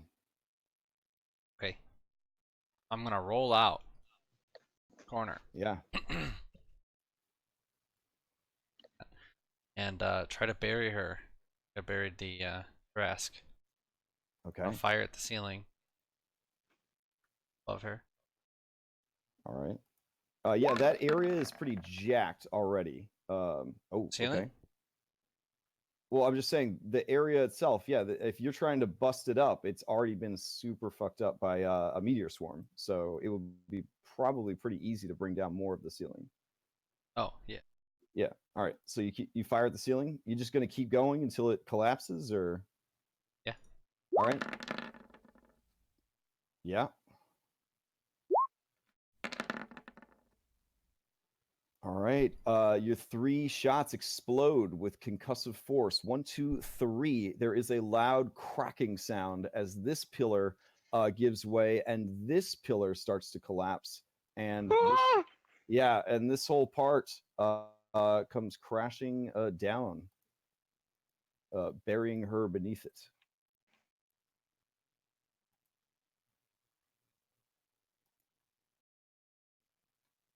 Oof.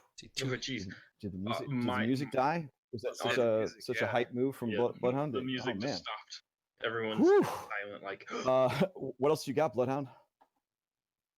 A bonus actions stealth. Okay. I hide from that, just in case she actually comes out of it. Alrighty. I defeated her Sorry, team. sing the next song next. Okay. Tiamat has been vanquished. As she busts out Godzilla style. Or King Ghidorah let's see. style. Rurik, as that turn ends, Mammon is going to chuck malted coins at you. So he swings his purse, and a rain of coins come out. They superheat in the air and turn into little missiles as they come raining down towards you. But this is going to be out of his normal range, so this will be at disadvantage. So a 26. I'm gonna shield that. You can't. You use your reaction to try to pick up Father's shield. Oh, I hate you. All right, so Rick is unconscious. All right. All right, Aradon, you're up. All right, I'm gonna try to banish him. Ooh, okay. So he's gonna make a charisma saving throw. Yes. All right, magic resistance gives him advantage. Here we go. Use the highest spell slot you got. That would be a 30. Oh my god. Well, he's fine. All right, All right. I'm gonna move behind some more rubble. Just hide. Okay. All right, there goes my 4th level spell slot. All right. As your turn ends, he will use his last legendary action to yeah, he will use molten coins on you.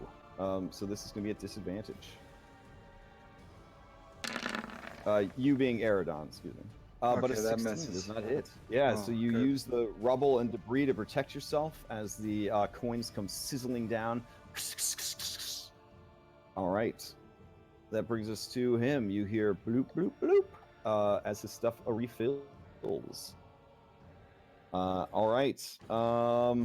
Drasir, he's going to attack you with his purse. Right. All right.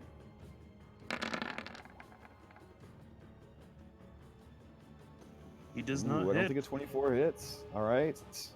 24 does not hit. He is going to stand his ground. Yeah, sounds good. All right. That brings us to Drasir. And Tiamat is buried. You cannot see her, right? Correct.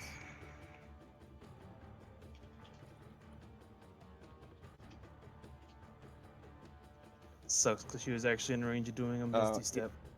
In case you wanted to see, you wanted to see a little bit more of the action. You know what I'm saying? There's a little bit more of the action.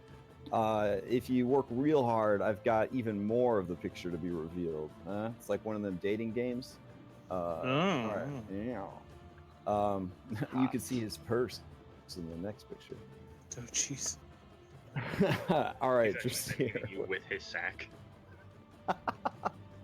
That'd be amazing. All right, what's the plan, Drasir? This is a paladin's wet dream. You're standing right here fighting a Duke of Hell. Yep. I will make 2 swings. Oof. Ooh. All right. Saving throw against death.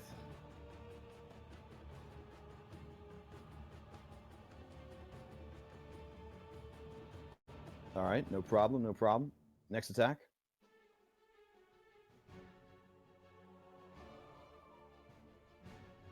Yeah, that is a hit.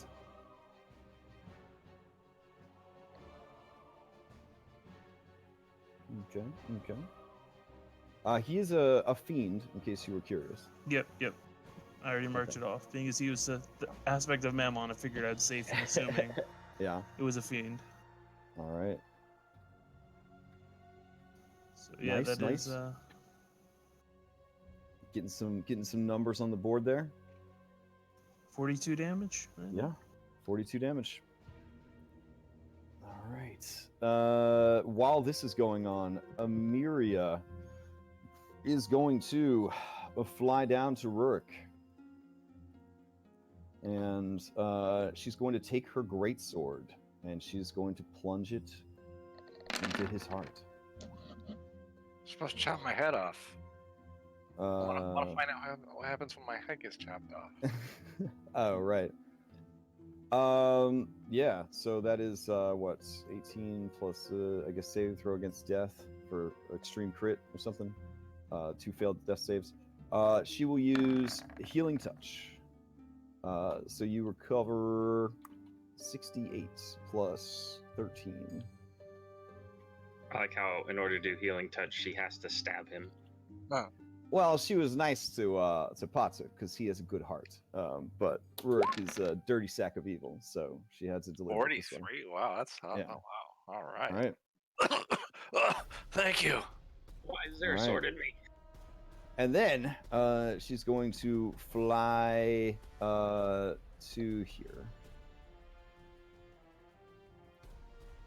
And it's so weird to have like this super strong angel having to play support because she's totally out of her league. It is so weird. All right. Is that a demon or a devil? That's a devil, right?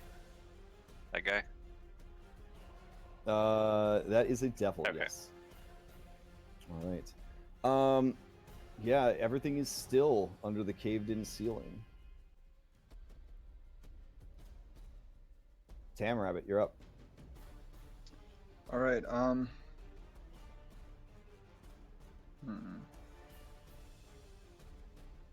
You know, fuck this ice elemental. I'm just gonna run to the big bad. I'm just gonna run straight up. All right. Oh, that's a pull.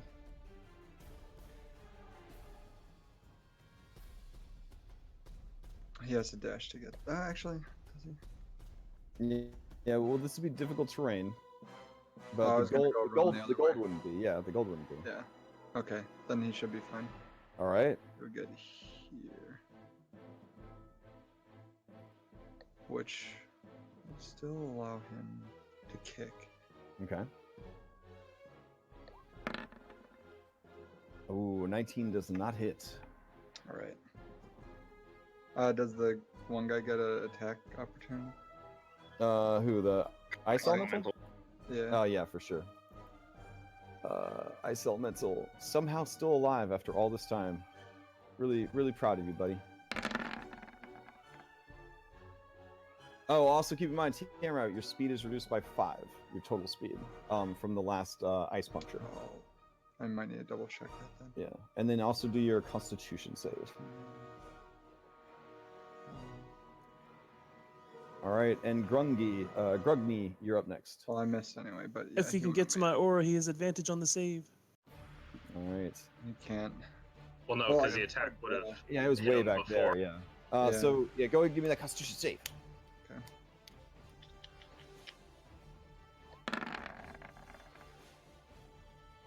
All right. Yeah, you take that extra 1 point of cold damage, and your speed is now reduced by an additional 5.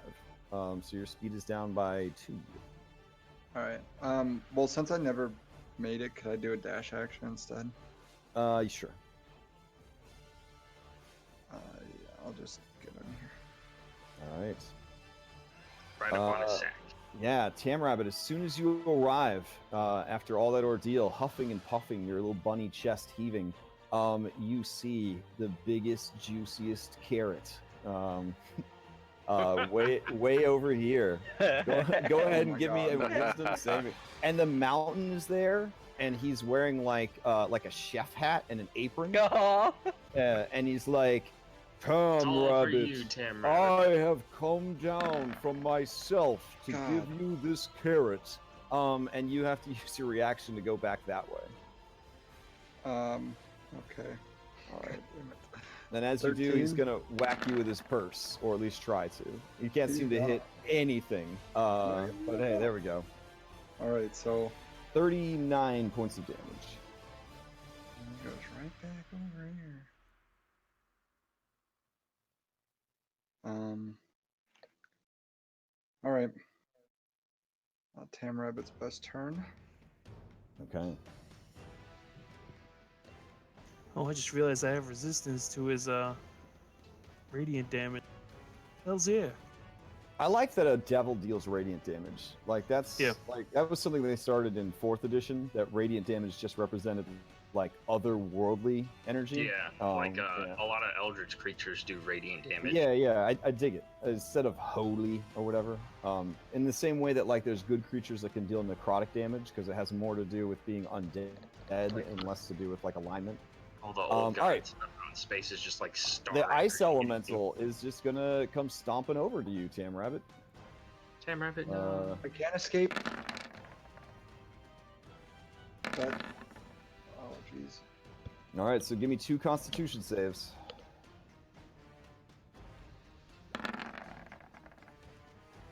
Okay, good. All right, you pass both of those, so you don't take the cold damage. You just take 7 bludgeoning and then 19 bludgeoning. But I think that would drop me out of this form. Yeah, you are out. Summon monster returns to Pokeball. All right. All right. Okay. Can I resummon him? I believe he has a once a day. I think you have to long rest before you get long him back. rest. Grogny, you're up. Or Grungny. Grungny. Grungny. You're up. Grungny. Let me see if I can hit this thing. It's a bonus action, so probably. Okay. I'm gonna move.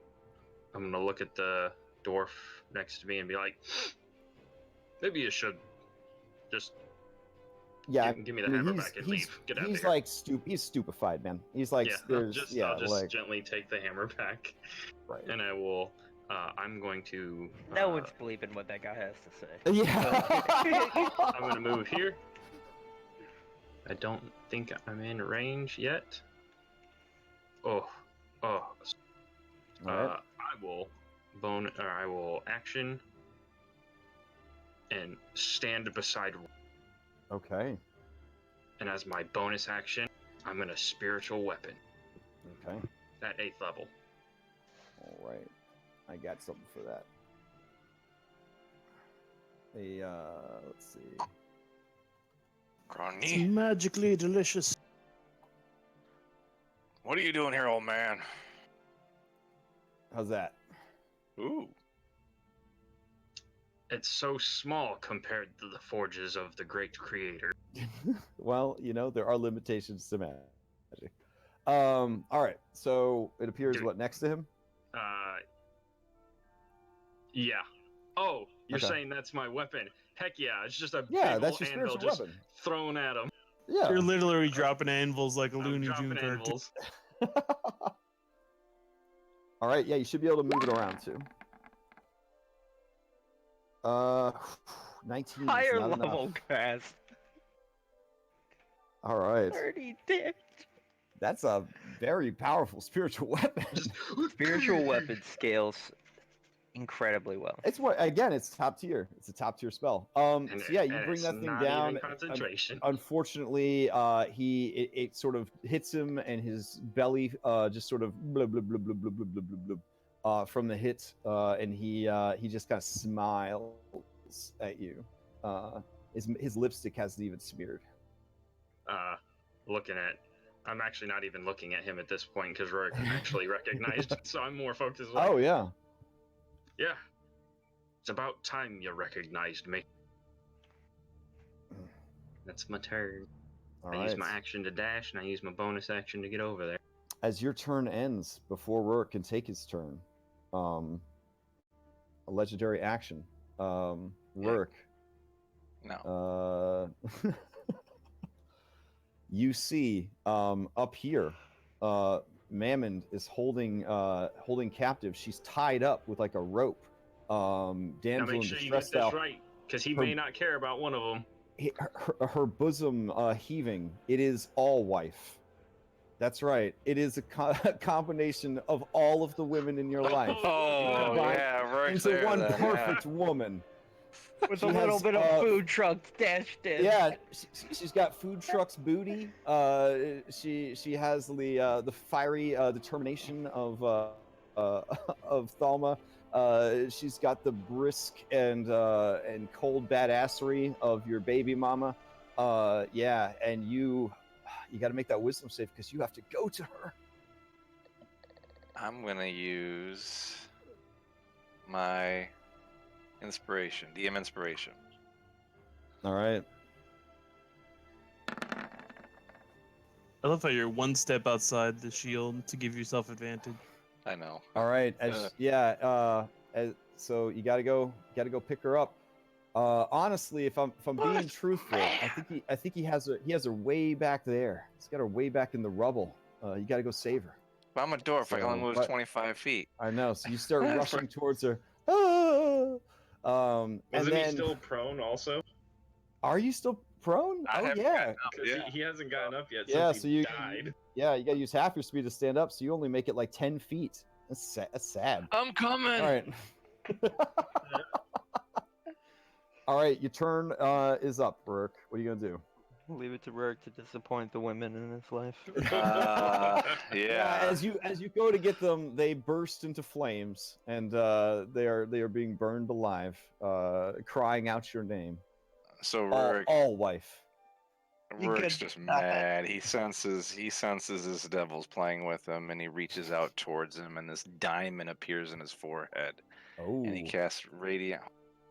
All right. And it's, ooh, I'll take 3 damage, and then I'm going to twin spell firebolt at the demon and the ice elemental. Okay. We'll do ice elemental first. Okay. Oof. A 12 does not get to the ice elemental. The firebolt just hits it and. And here goes the devil with radiant damage, not fire. 29 hits. Die! He is. Yeah, he actually takes damage from radiant. All right. So, and he doesn't get to make any saving throws against it or anything. So he takes all that damage. So that's what, 35? Or sorry, 37? Or do you have anything else going on? Or is it 37? 27 and 10 is 37. Just 37. Okay. All right. Yeah, you blast him, and that smears his lipstick. So, girlfriend, you know you done it now. And I'm gonna Waving his sack around. Yeah. I'm gonna actually move like away, like okay. there. Mm-hmm. All right. And then I'm going to use second wind because I still have that. So go ahead. Okay. Pot. I think you are up. Yeah, pot. Their hand just reaches out of the rubble and grabs him. Damn, bloodhound! I lost sight of her. Oh, fly over here, I guess. Taste my ear. And I throw twice at the devil. At Mammon. Okay. Sleep with your chest, little crafter. There's 2 more d6 on that. Who are you? All right. Yeah, both of those hit. For 20. Use the diaphragm. Use the calculator to make it easier on you. All right. He has enough HP that I'm pretty sure he's gonna live through that. But let me know what the total 40, damage is. 48. 48 total. Yeah, man. Yep. Okay. Can't you smite? I'm not a paladin. I thought you could smite. I thought you could do anything. And then I'll go back behind the pillar. All right. just zoom in above this ice elemental's Deep head. breath next time. Inhale, then bellow out the war cry. All right. I know what I'm doing. All right. It was good Morden strikes. Morden turns to Mammon, and in a booming voice he says, For far too long, devil, you have perverted and corrupted my people. It ends today, and know that by your actions, you have pulled me into this conflict. And he is going to chuck his hammer.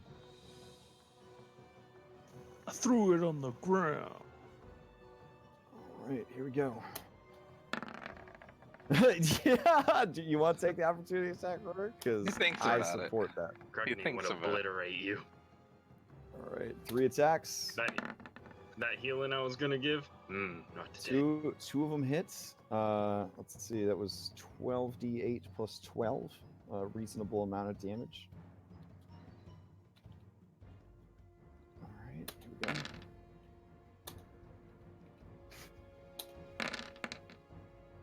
Whew. Wait, does a 16 hit?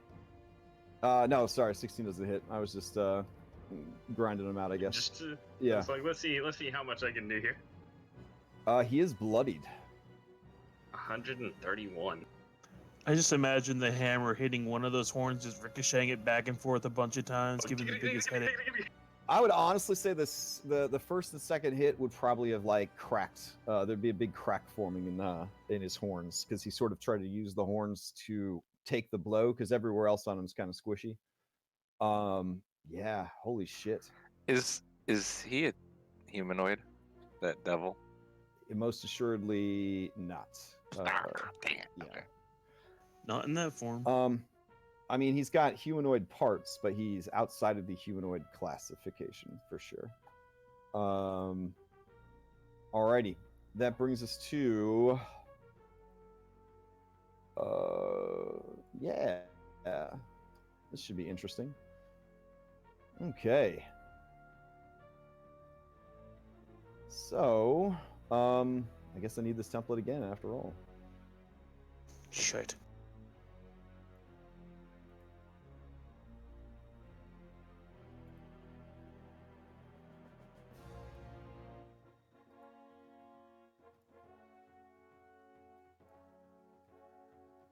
So she doesn't need line of sight to see it? Oh, you're kidding me. I can't tell you what she did on her turn, but it did involve magic.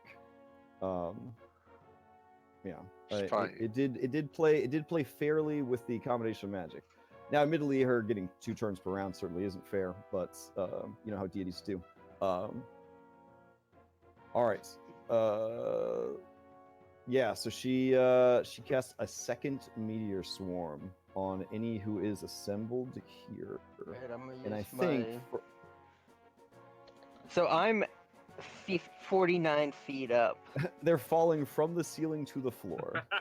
You're literally like Yeah, you are the beating them first headlong. person. Yeah, you're the Oh, no. first person that gets hit. All right, DM inspiration. And I'm with gonna dex say save. Amiria is also definitely going to be within it. Bloodhounds. Yeah, I mean technically it's a 40-foot radius. I think you would still be in it. Yeah. So it's a DC 23, right? Hey, 45. I guess Bloodhound's just outside of it. Oh man. unless the radius starts here. I mean, we could make it start there. There we go. Crash through. It's just DC, Yeah, just put me in 23, it. right? Yeah, there you go. All right. Because I kind of want to flavor this. Yeah, the DC is a 23. Oh my Alright, god, I passed it. Well, I'm still gonna die. So, Paktuk, using Shield Master and his fantastic dexterity, he's just riding on his shield, and he's just bouncing off of each meteor and not taking any damage from Nestle. Oof. Oof. Oof. All right. Just half damage, right? With the dexterity save. It will be dexterity for half. Yep. So it's going to be half of this. Too much. Yep. Aradon is down. Oddly, not oddly enough, but great enough. I'm immune to fire damage. Immune? I am immune to fire damage. How'd you manage that? All right, Immune there's to fire. cleric things. there's some crunching and smashing, and yeah, these other pillars are gonna go. I'm gonna need another saving throw from Bloodhound, as you are going to probably be crushed under the weight of all this stone. So, Crash, I got a question. Yeah. She dispelled my gate, right? No, it's Yeah, she can just as do a it though. deity, she could just choose to not let it open. Is basically what happened. But then Moradin chose to keep it open. To just keep it. Okay, so Right. I would have technically still been concentrating on it then. Yes. Yeah. So at this point, the gate would close. Okay. But he's already stepped through, yeah? Yeah. Like, so gate just brings them to where you are, right? Or does that, do they need the gate to remain? No, I believe the gate, like the concentration is just to open it, but I'm going to read it. Okay, sure. You do that while I update the room as it is further smashed. So, Bloodhound, we're going to go ahead and we're just going to use the rules for Earthquake at this point, since you're basically caught in a collapsing dwarven structure here. So go ahead and give me a second saving throw. You already rolled it, right? Yep. 5. Yeah, okay, and you made it. Okay. So let's see. The on a meteor failed save, you are knocked prone and buried, but on a success, you manage to avoid being buried, and you take half of the damage, which is only going to be 5d6. Oh, it's gonna knock me unconscious. So you take half of 17. It'll not. The meteor swarm triggered my my boon, the Death Ward. Yes. So you now have 1 HP. You've been actually carrying that Death Ward around for a long time. Yeah. I am impressed how long you managed to carry that Death Ward around. But yeah, you do not get crushed, but the Death Ward activates, and you see sort of like dwarven ghosts sort of surround you and take the brunt of the falling damage from the structure, and you are sort of borne away as they dissipate from this reality. But you are protected from all. Wait, I'm.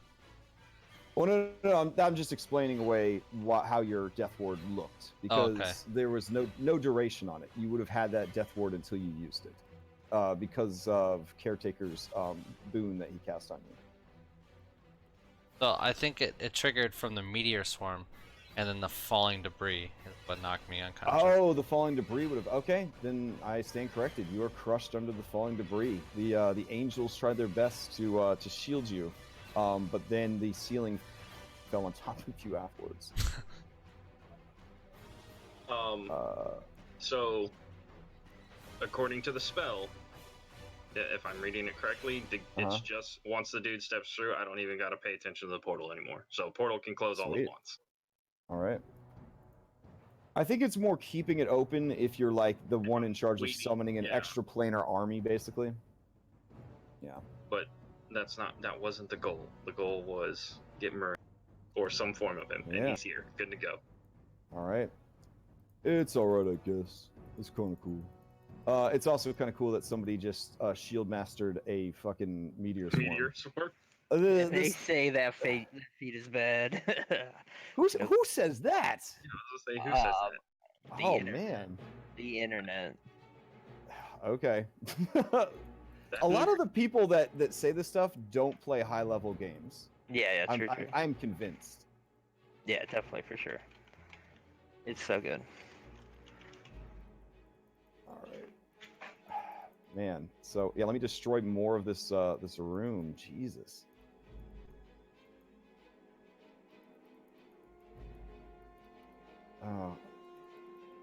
Okay. So I guess, Eridon, you would be, if you were taken out by the meteor swarm, you would be buried under this debris on top of everything else.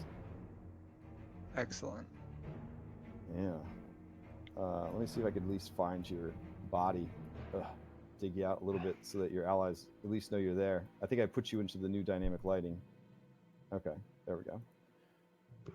Yeah, anyone How'd with stone Muradin do coming? on his save? Oh yeah, let's see. Moradin's dex save is oh, it's actually not that great. It's only a +8.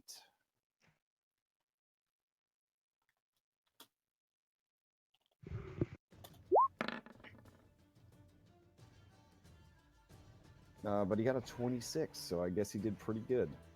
All right, so he does take some damage there.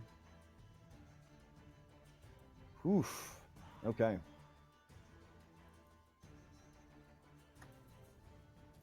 And that, let's see. Oh, yeah. I guess at this point I do need to fish her out. Ugh. Ugh. Ugh.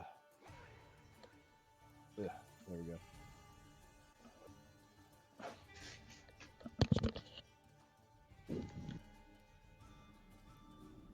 All right. Can we get rid of this So- big fireball? Yeah. Let me get rid of this big fireball. Holy shit. Okay. Yeah. That brings us to Bloodhounds. Saving throw against death.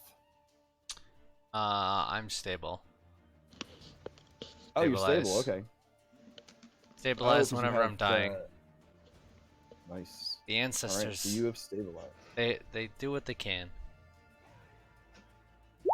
Let's check on Emiria. Let's see how she did on the save. Oh wow, she also made the save. Man. It's like the dice are supporting you guys or something. It's horrible.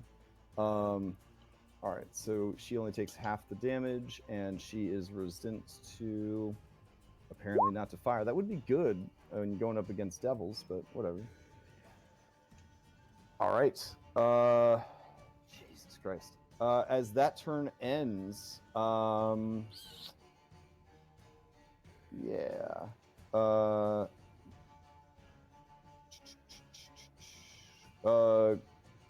Dressier. Dude Bro's gonna try to hit you with his purse. All right. I can finally delete all these extra character sheets. Oh, what a mercy. Okay. Here we go. 21 does not hit. All right. That brings us to Eridon. Saving throw against death. All right. That is a success. All right. Othric's turn. You hear the bloop, bloop, bloop of his HP, or his HP. That'd be awesome. Of his legendary actions restoring. Dude is in bad shape. He's in real bad shape. So, he is going to attack you, Dressier, 3 times. Here we go. 1. Oh no. Shit. Ooh. All right. Okay. 2. Nope. And 3. Nope. All right, so against the critical, go ahead and give me a saving throw against death. No. Ooh. Oh All right. no. This could be I'll use my interesting. DM inspiration. It's gotta say it before. Oh, 4. Yeah. Sweet child. Yes. All right. I don't let's have see. it that often. I don't use it that often. Oh man. Oof. Okay. Quadruple damage. So he gets to get that damage on you again. But no other side effects, which is slightly disappointing. Oh wait, it's also no. Okay, that does it. Yeah. So basically, he smashed into your shoulder. You kind of hear the crystal sort of crack a bit. He's hit you so hard with this, and the pain of it kind of goes through you as the as the radiant damage is kind of emanating from the attack. In addition to all of that, I guess we'll just take all the damage that's there. It's easier than just rolling the extra dice. Oh no, it's not. All I the take, dice. I 'cause it take adds- quadruple damage or triple damage? You're taking quadruple. So I've got to roll another 48 and another 3d8. So the 3d8 is for, so that'd be 68. There we go. This is for the bludgeoning. And then the 8d8 is the radiance. So here we go. All right. All right, so 29 more bludgeoning and 36 radiance, and you need to make a Constitution saving throw.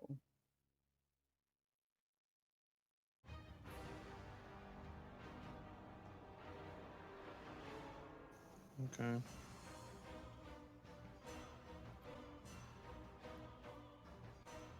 Let's get the con save out of the way. 20. Oof. You failed, but the good news is you didn't instantly turn to gold. So you, from the point of impact, burning molten gold begins to spread all over your body.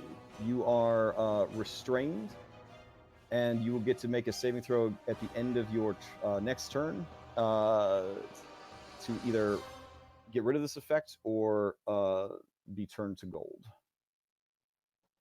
Alright, I'm still figuring out damage. Give me a moment. All right. I already did if you want to know what it was.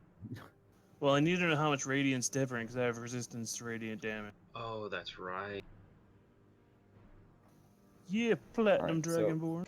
you figure that one out. And I will be using my reaction now to half the damage. Oh, okay. Well, since you're the next one to go, I guess we should all put on our math hats and try to figure this puzzle out.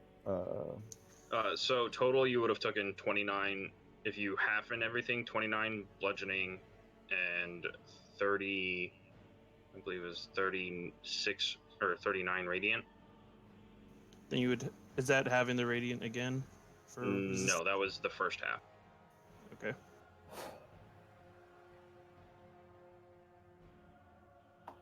So you would have taken 20 radiant. So 40 total. Okay. Yep. Thank God.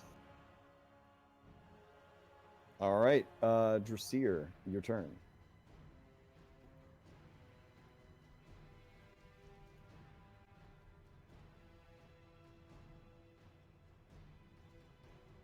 Alright. Well, I guess I can't save things for Tiamat anymore because I don't know where the hell she is.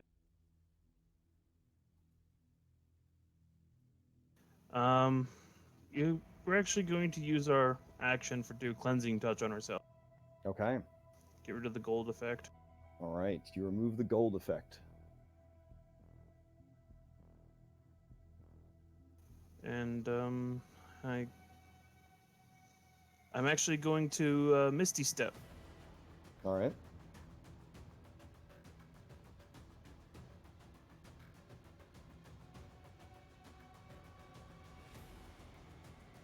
Put myself right here. Okay. All right, Eridon. Or here, rather. Trapped underneath rocks and debris. Let's see what we could do about that. Amiria will fly over to you. And you're under debris, right? So she's got to do I believe it's a strength to try to get you out from underneath there. Let's see. Yeah, DC 20 athletics check. Woof. Oh, all right. boy.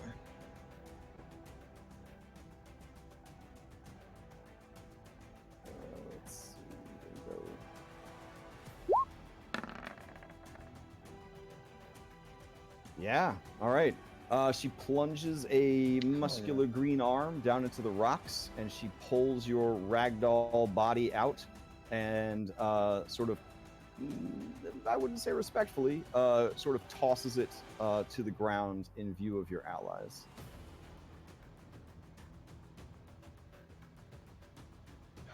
Oh, this All is right. Eridon? Yeah. Yeah, she plunges her hand into the stones, pulls them out, chucks them at you guys, and then you don't care much for him, do you, lass? she just kind of shrugs, and she uses the rest of her speed to move towards Mammon. Oh.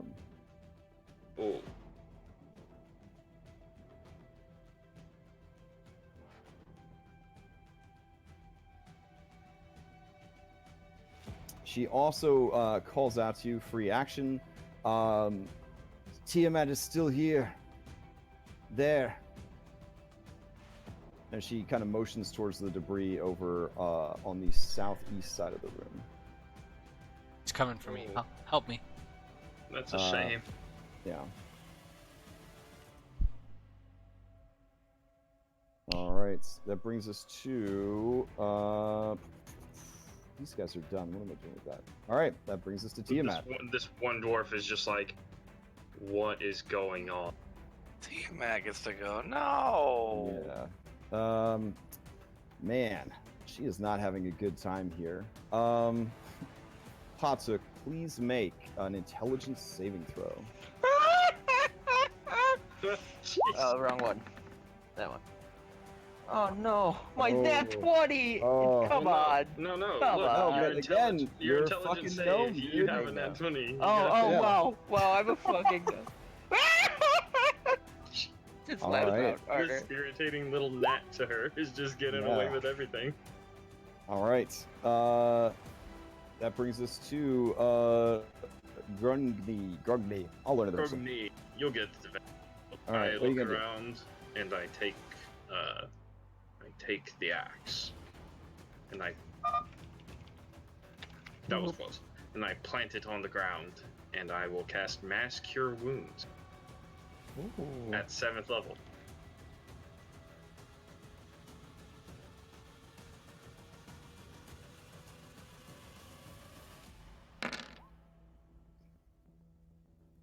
Does that hit So- Patuk too? So this is going to go to, I can pick any number, I believe. Choose up to 6. 30-foot 6. radius. So how hot? What is your elevation? 40 feet? 49. Uh, 49 feet. That's weird. Oh, range 60. That's Yeah. fine. 30-foot radius. In that case, I would have actually moved. I misread the range part on it. Because I know where people are. Whoops, I didn't mean to move him.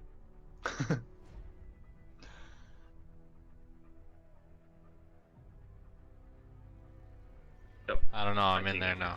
Yeah, I would have moved here.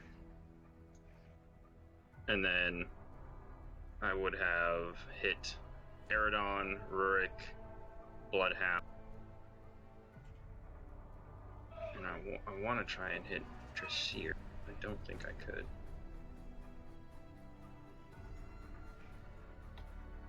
No. And you're too high up. So. Yep. So me, Bloodhound, Rurik, and Eridon. And is the angel? Because I can't see her, but is she like right here anywhere? No, she's up by Mammon. Oh, she's way over there. Alright, so I can't do anything about that. So, yeah, Eridon, Dressir, I'm sorry, Eridon, Rurik, and Bloodhound, and myself all get 35.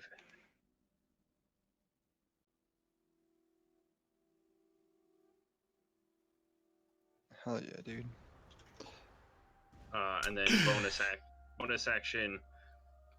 Boy, you better know that. Throw some blood at her. That anvil's going for Mammon. All right. Oh, what's the attack roll? 27 27 is a hit. for 41 points of radiant damage. Alrighty. Anvil to the face. I imagine every time it hits, it sounds like the crack of, or the crack of a hammer on a forge. And it's very fitting that dude that's all about gold is getting smited by a fucking anvil. Rurik, what are you gonna do? Rourke's gonna jump up on the table here, run up in front of Aerodon, point at this Well, you devil. don't have that much speed because you had to get up because you were dead. Oh. Yes, get closer to me. Well, yeah, I'm gonna jump on the table right here, behind him, and I'm gonna point at the devil, and I'm gonna cast Finger of Death. Okay. Ooh. All right. Constitution saving throw. Dude, I want Yeah. that skill. All right. So the negative energy coursing through you. Yada yada yada. All right. Fail half as much. Got it. Oof. Oof. I think at this point he's gonna use a legendary resistance to pass. So he will take half the damage.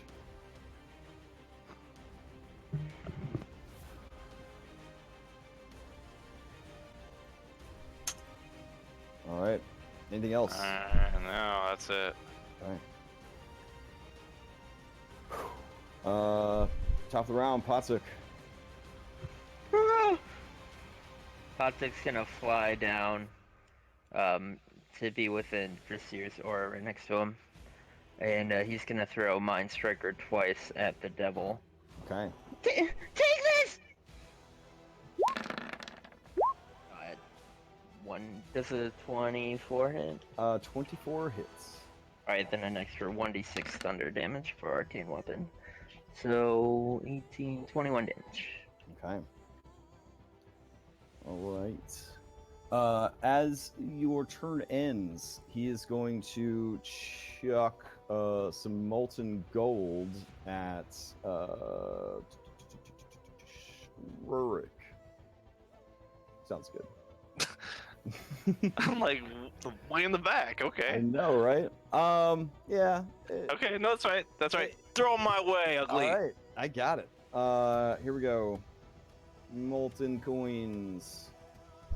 These are at disadvantage. So 26. I'm shielding. All right.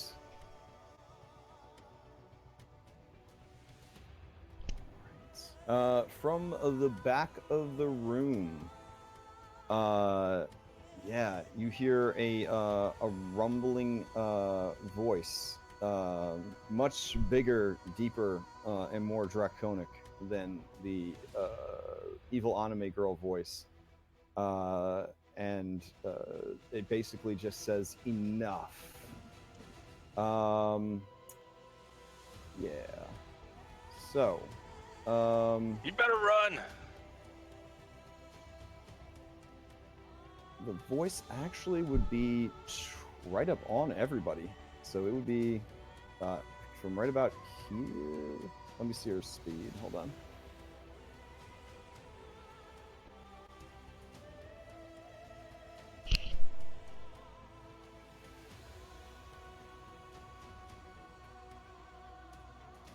I just want to attack her once. Yeah, so that would be Miria, Potsuk, Dressir, Moradin. Yeah, basically everybody except Bloodhound. You need to make charisma saving throws.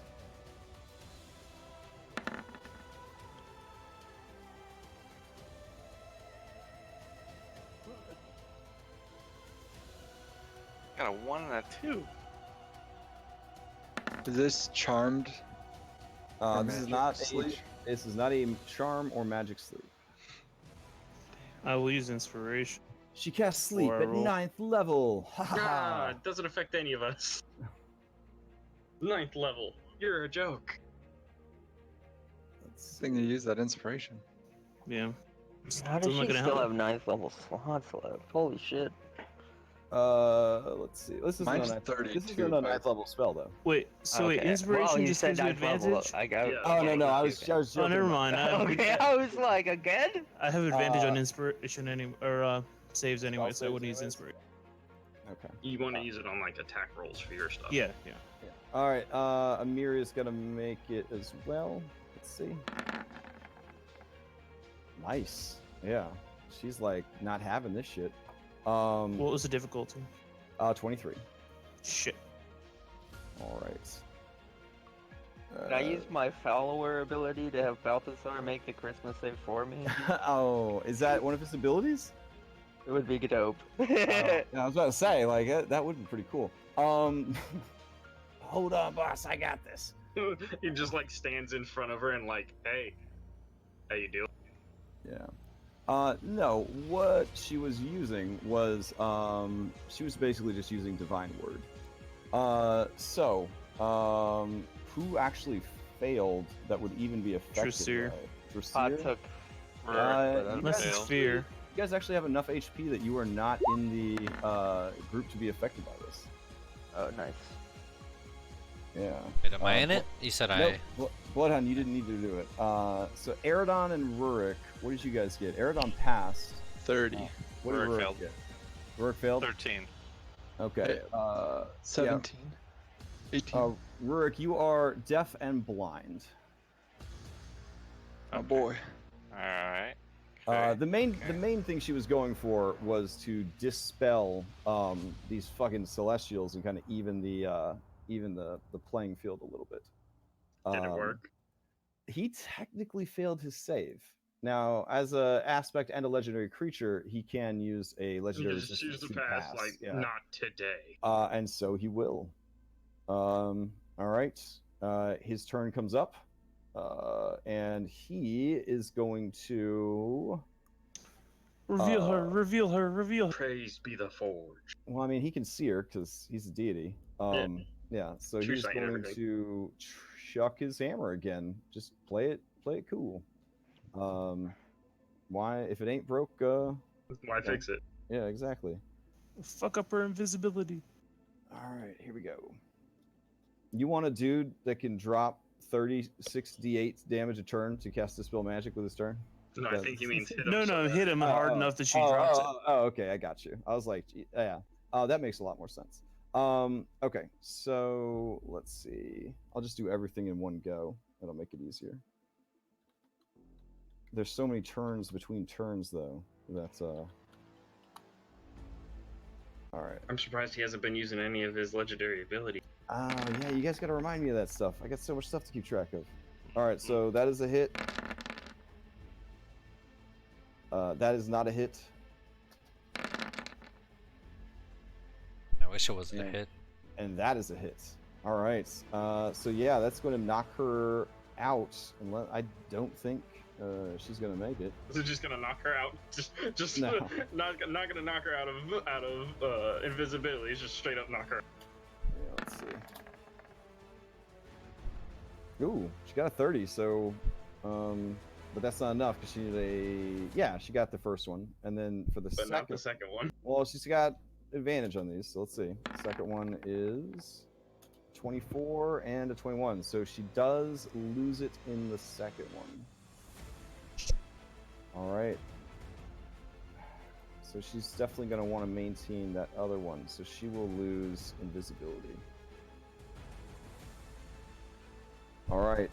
Yeah, she looks pretty fucking battered at this point.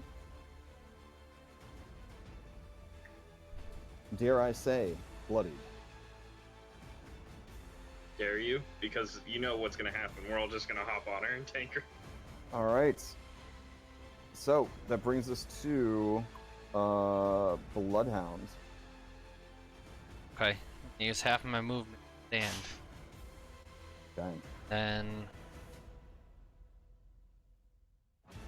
that's like as far as I can move, and then dash. Okay. My bonus action.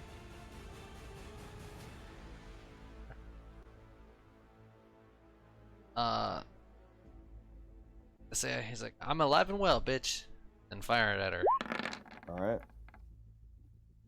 I will just say that Moradin has been using his regenerate legendary action with his legendary actions. That'll be the easiest way to handle it. What a nice legendary action. Jesus Christ. Okay. A 32 is a hit. All right. She she will shield the other two. Chicken. So the first one hits for 15. Well, I will redirect the second one towards the guy. The devil. Okay. Double. Yeah. 22 hit him? 22 does hit him. Then the third one just goes stray, I think. All right.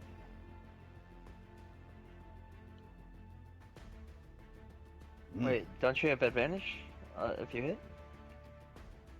I can't curve Yeah, 2 but- arrows in one Okay. one turn. All right. Anything else from Bloodhound as you shoot Tiamat and Mammon in the same turn? How Nope. many games can you say that? Yeah. That's it from me. Oh, and let me roll her concentration against your arrow shot. Yeah, okay. Where was that? Against Morden, whatever. All right. Eridon, yeah, you are. Sorry, I believe you're prone, so it'd be half your speed to stand up. I completely then- forgot. I have action surge. Okay. I'm gonna cleansing touch too. Oh, did you want to action surge? Yeah, I wanted to Okay. action surge. Action surge then. Yeah, it'll just be other 3 because there should be an advantage, right? Yeah. So the You're 21 is supposed to be rolling 3 dice. well, it's And the as long as additional. the- 'Cause I'm as not- long as the previous one was a hit, the next one is right. Like every time you hit, the next attack has advantage, sort of thing. Yes. Okay, Yeah. so that last one didn't hit. So then So then the first one would have been a 22. with yeah, Yeah, and then a 16 and and 18 then a and 17. Yeah, so her shield just chews up the rest of the force arrows.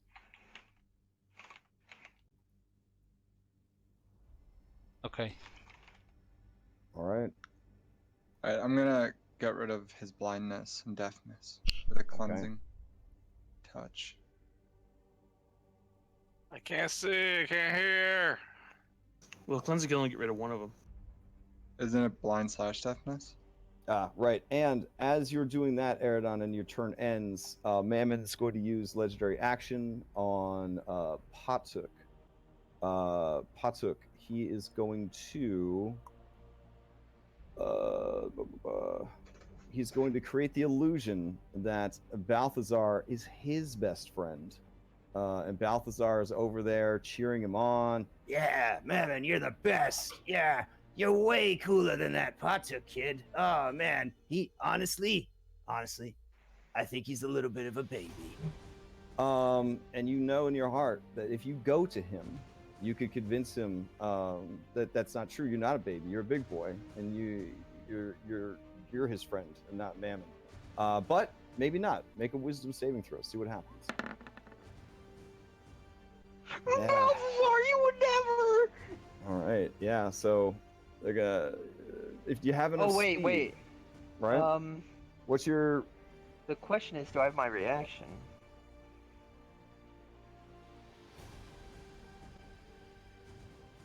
I think I do. I don't think the meteors. I think No, the yeah, meteor your swarm turn happened came- after yeah, my turn, right? Yeah, your turn came back around already. Yep. Okay. Yep. Then, All right. yeah, I run up to him. Okay. All Balthazar, right. it's not true, is it? All right, and as you get there, Balthazar, he just turns a cold shoulder to you, and he ignores you and just starts having a fun conversation with Mammon. And he's like, Hey, you into that Queen's Gambit? You want to trade? I've got some really sweet cards. I was gonna trade him with Patuk, but he sucks. So maybe you and I can trade. and Mammon just kind of titters at him, and shows him his cards, and oh man, it is I could see Patrick heartbreaking. getting back to the and just smacking the snot out of Mammon or out of Balthazar. And Balthazar's just gonna be like, "What'd I do?" Yeah, it is heartbreaking to be sure. Eridon, as on your turn, you cleansed Rourke, Yeah. and then that was your turn. Stood up and cleansed Rourke. Yep. Okay. As your turn ends, Mammon will use his purse, and he will try to hit Patuk with it. Not Patuk. Oh no. Oh yay. Oh, all right.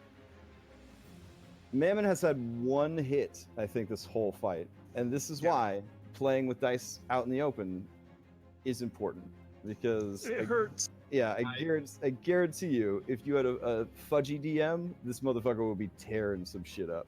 But anytime I see the little plus thing appear. Oh, I know. I like how my there's breath that. goes. It shows you the damage first. It's like no! I hate it. I hate it. It's like. All right, his turn comes up, and he is going to wail on you 3 times. 3 times here. Here we go. 1, 2, Misses. and a 3. All right, I need you to make a Constitution saving throw. You turn to solid gold. Do I take the damage and then turn to solid gold, or do I turn to solid gold? you take the damage and then turn to solid gold.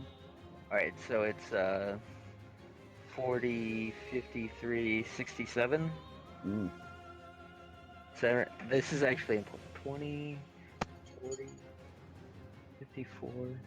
Okay, I'm also unconscious. Oh, damn. All right. Since you are an item now, he picked you up and he put you in his pouch. He's stuck in another pocket dimension. And Balthazar's like, oh man, is that one of them golden foil edition Patuks? Oh, you're so lucky. And he just sort of titters demurely, and kind of puts his hand to his face, and he's a sexy guy. He knows it. Yeah. So that happened. Let's see. And I think at that point he will. Yeah, he's gonna move over here. Yeah, there we go. Let me hide in this here nook, away from these guys who keep hitting me with Yeah, things. right. Taking cover? Would have been a good idea. Now, admittedly, that cover wasn't there the whole time, but all right. That brings us to Dressir. All right. How far up in the air is Tiamat? 40 feet. Okay. So we are going to running jump 10. I'll use DM inspiration to start with. Mm-hmm. And running jump to get 10 feet in the air. Okay. Let me Use get that jump calculator out. Ugh. Use my bonus action to. You jump on that table first, right? Well, I'm on the table currently. All right. What's the strength score? Strength of 18. 18. Kind of low for a high level. How tall are you? 6'1". Okay. All right. I figured if he runs 10 feet and then hops up. With a running start, you can reach up and grab something 16 feet off the ground. Oh no, I'm planning on using a Misty Step. Oh. Which is a 30-foot jump. Hype as hell. Okay, that makes sense. All right. Yeah, it's only a 30-foot leap, so I gotta try to figure it out. Nice. Okay, some thinking going on. Yeah, and with the table, especially if you run and do like the step on the bench, step on the table, and then leap, you would definitely get the height that you needed to bamf up there. Yep, I'm gonna pray for Muradin's strength, which is funny because he's right here. Yeah, he gives you a thumbs up. And I'm gonna try to do something hype as hell to repay the spirit of. Okay. I'm gonna teleport to right in front of her face. Grab both sides of hers, lean in for a kiss, and unload my breath weapon right down her throat. Oh, okay. All right, so you're gonna breath weapon her. Yep. All right, gotcha. Let's see. So that would be a dexterity saving throw.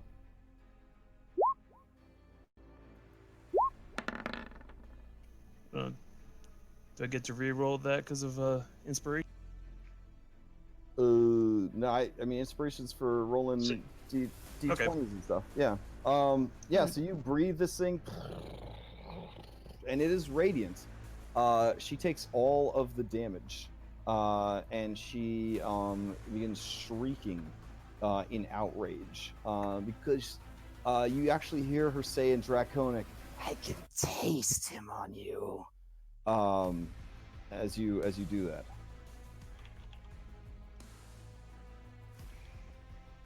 Yeah, and you see where your breath has hit her. The skin is all burned and kind of scarred up and sore, as if she's actually taken some burns from the attack. And then I'll try to superhero land on the ground below. All right. Yeah. Go ahead and give me a acrobatics for your landing. That you might want to use your inspiration Yeah. on. Yeah, I'll use inspiration for that one. Okay.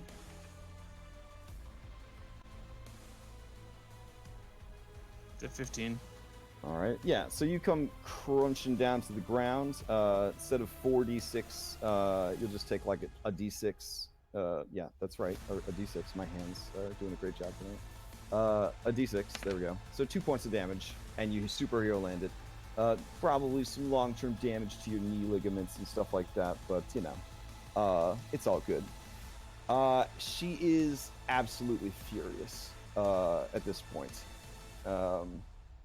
Yeah, like there's no demure like beautiful lady. There is like almost like a shrieking just shit fit bridezilla. Oh, jeez. Yeah, like she is like her makeup is running, her hair is sort of flying around her.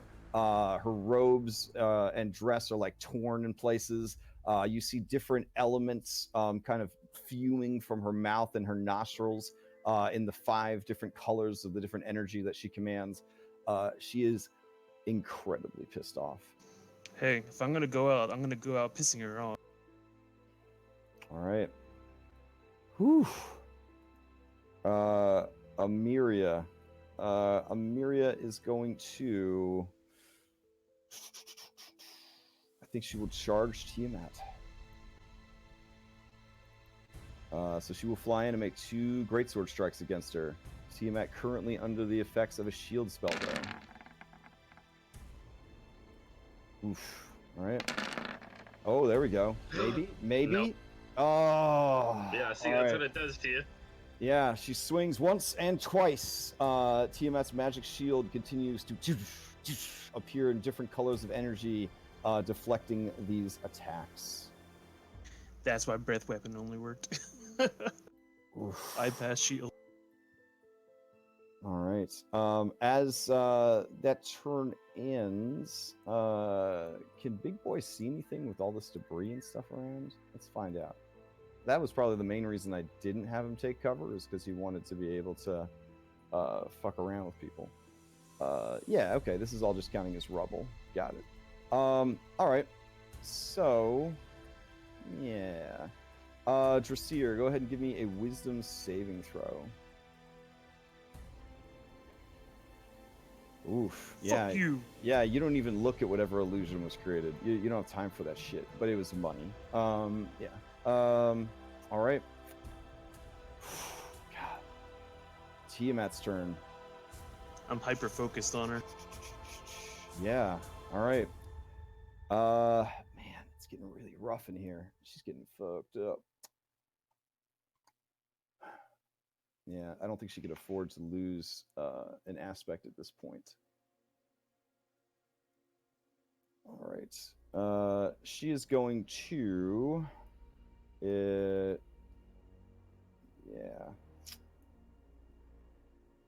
Yeah, all right. Yeah, she's going to get out of here. Counter spells, going once, going twice. Can I Divine intervention?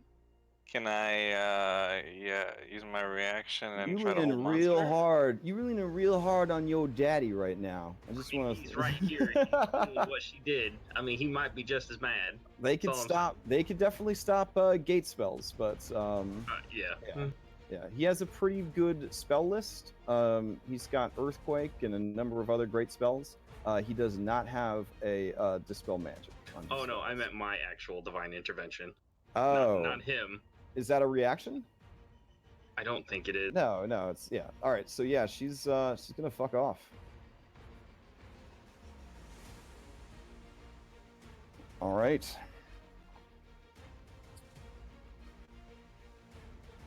You are up, Grungni. Well, that's one down. Maybe she's just invisible. No, I don't think that's it. I think she actually is a coward. That's all. Grungni's gonna step up over here,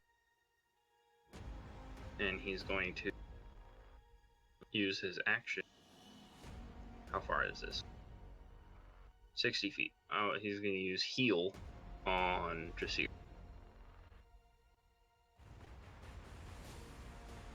Oh, those are the good feels. Those are yeah. the good feels. And then he's gonna kind of turn towards the avatar of Muradin, and then snap his fingers. Almost forgot.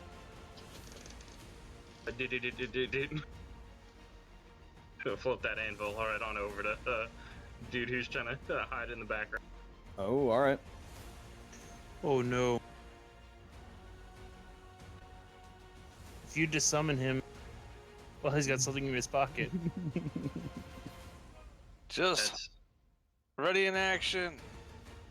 I already used my action, but I don't technically have to attack him right now. But he could also just like bamf out of here also with Pata. Yeah, you're gonna full meta. You're gonna have to play real smart, or Potsuk's gonna have to make a new character, unless you guys plan on going to hell to get him back. Yeah, we got to try to remove his belt. Which I am down for. If you want to go to hell to get him back. Yeah. Either way, he'd need a sub character to help get back his main character. Okay, here's what I'm gonna do. Grungi's gonna look at this. You can't really see him. He's like, And alright. Jasir, I assume that you straight up saw the anvil moving towards him, and in character you shouted out, "Wait, he has Potsuk." Oh yeah, no, he's completely Oh yeah, okay. So, in character for him saying, "No, he's got Bartok in." you probably realize Tiamat's gone and left ya. I suggest leaving the little gnome you turned to gold. Patuk, I think that's what they... Just leave him here and be on your merry way. Just make a deal with him. The devils make deals. He makes a very pinched and sour face. His lipstick all smeared from the battle, and he says, in a voice that maybe doesn't match the size of the creature, he says, "Well, I'm always willing to barter. I have a limited edition gold foil Potuk here. I could just drop them on the ground and leave. If I do, I'm taking all my gold with me."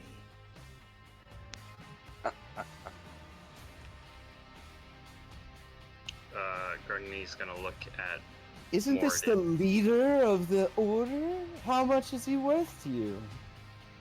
500,000 gold? Grugny's gonna look to Muradin and just say, and just quietly to him, is like, I believe life is worth more than gold. We can always make more.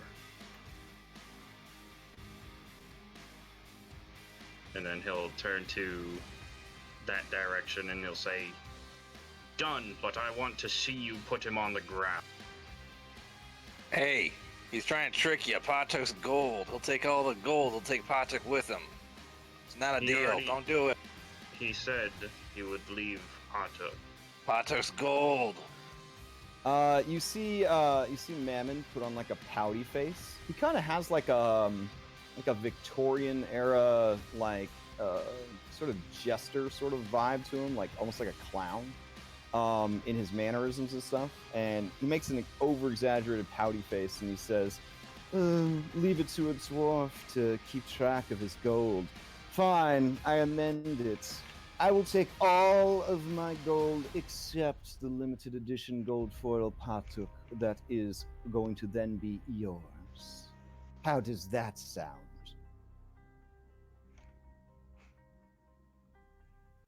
Rurik, any objections? God, I really wish I wasn't unconscious. Good.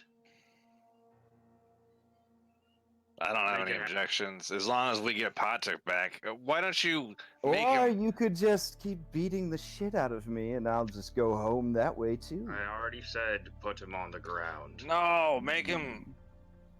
Well, I guess we have to wait. There are rules Make to these him what, things. Rurik? And he points at the turn order. Reverse. Have him reverse what he Alright. did to Patrick. Rurik, you're up. You do realize some of us are sufficiently capable of undoing such things, correct? Yeah, it's baby magic, Rurik. It's baby stuff. Rick just steps up. That damn little gnome, whatever he is. All this gold for him.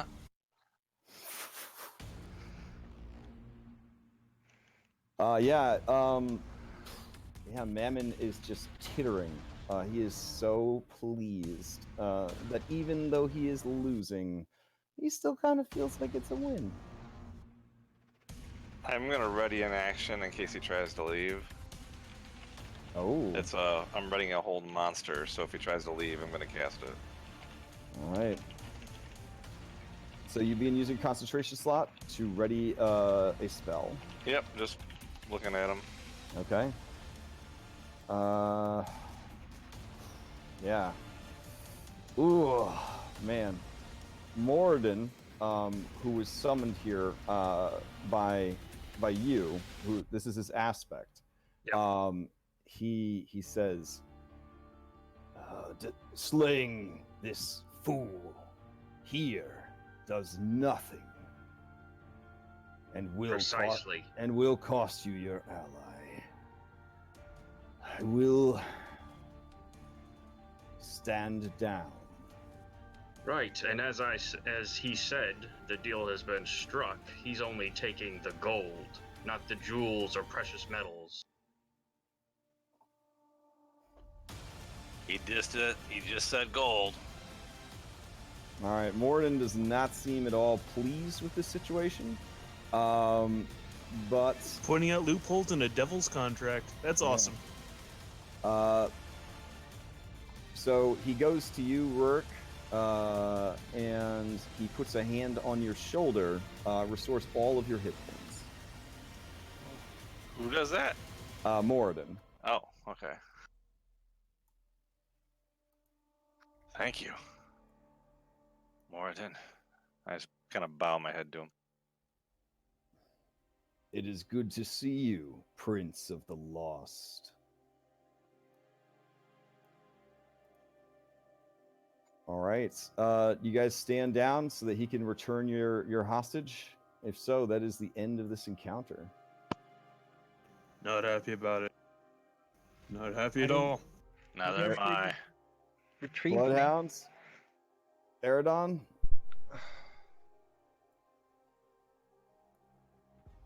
It would be hype to go to hell and save him, though. It would be hype. I mean, It would be very hype. as hell. But he could also simply, like you said, just bamf out of here with all the gold anyway. He is a master of gold. So it's either take a small win or just take an entire I mean, loss. Is he talking about all the stuff that's buried as well? Oh. Everything he views is his. That's the shit.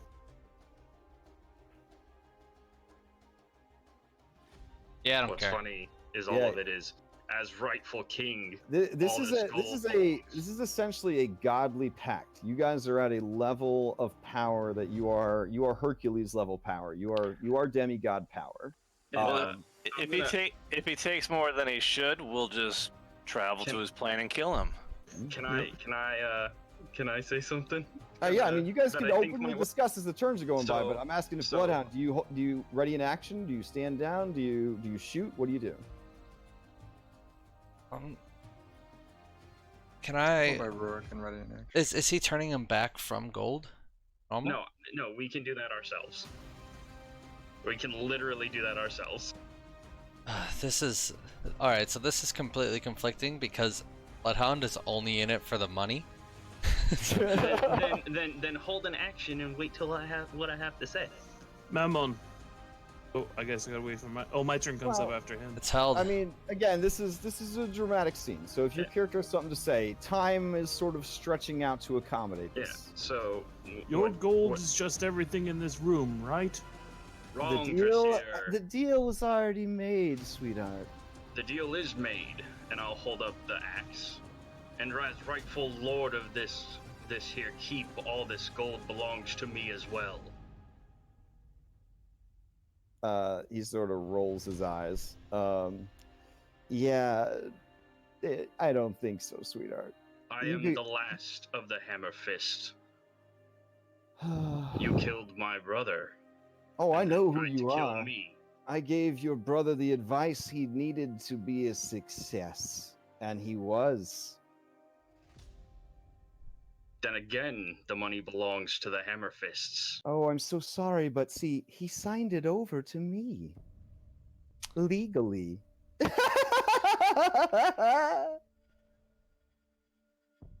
All right, some of this money better belong to me.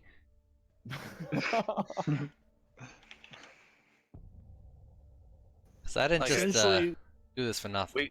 We could just travel to his plane and kill him and take the gold if we want it. Oh, He's running from us now. Why don't we just kill him where he stands? Because we don't Patuk. kill him where he stands. If we kill him here, he simply goes back to his own plane. Well, then we get the gold. That's what we want, right? We can go there and get the gold and kill him. We either It's literally a situation where he's basically told you. Here's what's gonna happen. If we kill him now, he disappears with Patuk and all the gold. If we let him put down Patuk, we get Patuk, he leaves with the gold. That's it. The gold's gone.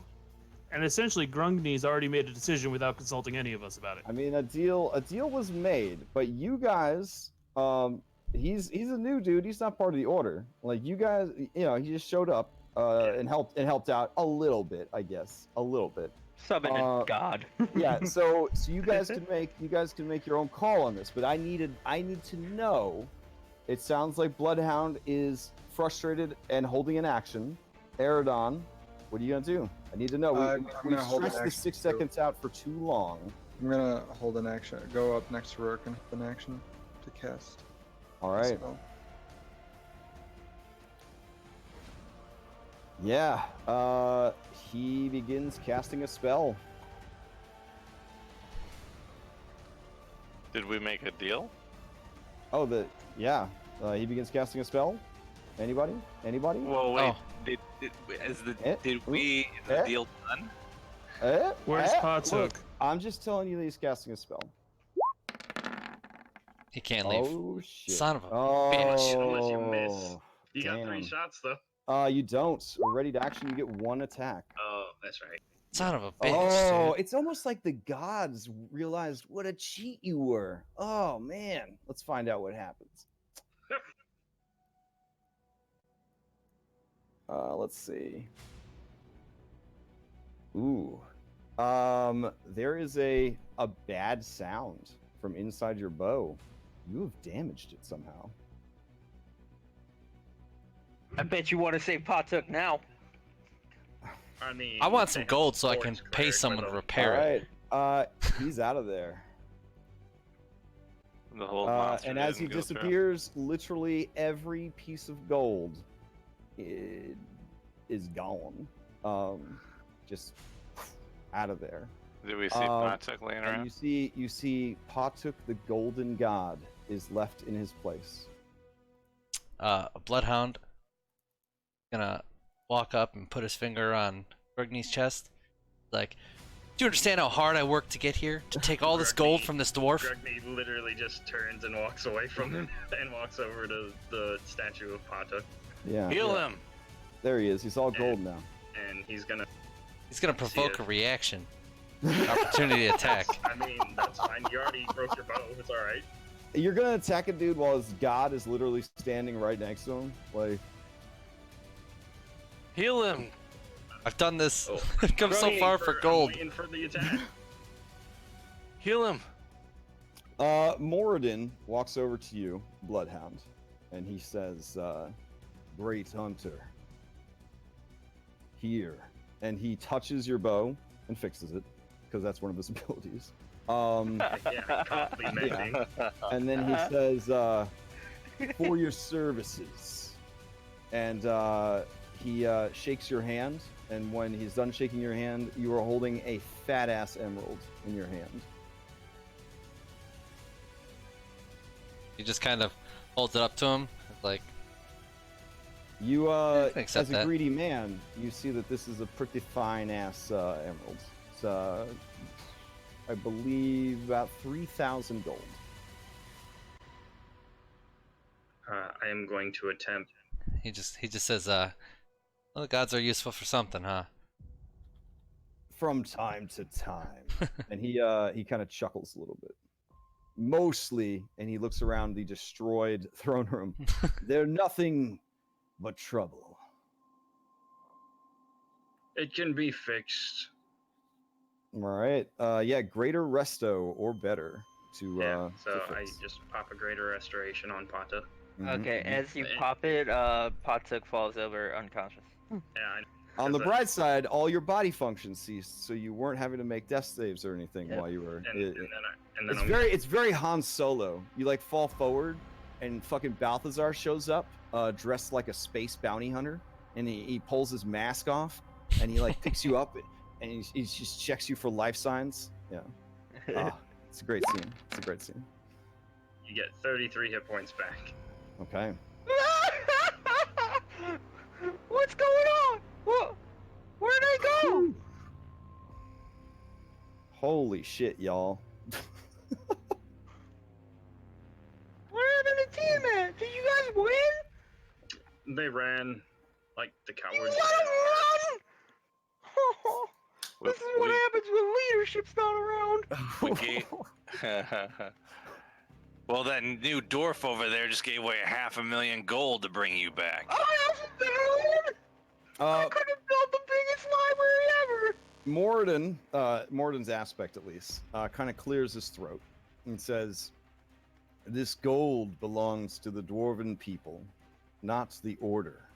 But I feel that the dwarves will come around to your way of thinking now and realize who their true enemy is." I'm sorry, Mr. Maker, but that gold belonged to the people of El Surveil, and the dwarves extorted the people for that gold. It didn't belong to the Mordans. Yeah, and I'm one of those people. People are out there without roofs on their head because there's no lumber to build shingles and stuff. The plight of the people of this world was not to be ignored, but you must understand, it is not our place to walk amongst you mortals and solve your problems and guide your lives. We are not god kings or tyrant queens as Tiamat would wish. We are the creators. We are parents. We have made you and set you free in the worlds to live as you would, to love as you would, and to die as you would.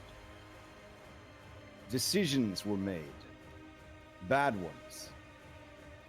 Lives were lost, good ones. Then why did you let Bahamut die?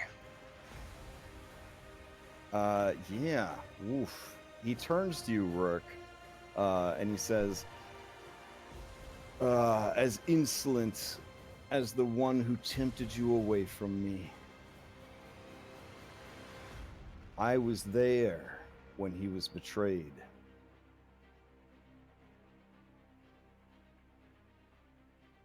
I did all that I could.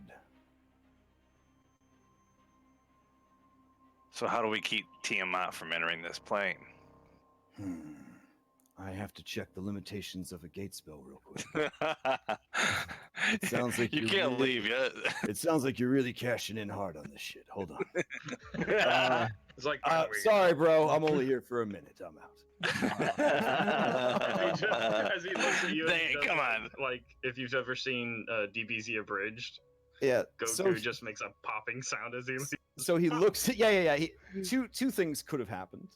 He looks at you and he says, "It's a good question. Here's exactly how you defeat her. You boop," and then he disappears. Gone. But instead he says, he turns to you, Rourke, and all of you, and he says, "It's simple. Be yourselves, but better." And he disappears.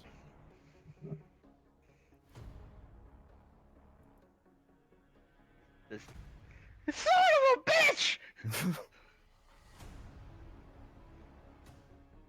Hold your tongue, small one. And Miria has also been cruising on a gate for a while now. Yeah, so she is also gone at this point. She like tries Bye, to say my one lady! word. She gives one bro nod to Patuk, and then a fist pound to Dressir, and she vanishes. Patuk goes up to Trasir, and he's like, so if I wanted to contact her somehow, how would I be able to? Could I do that somehow? No.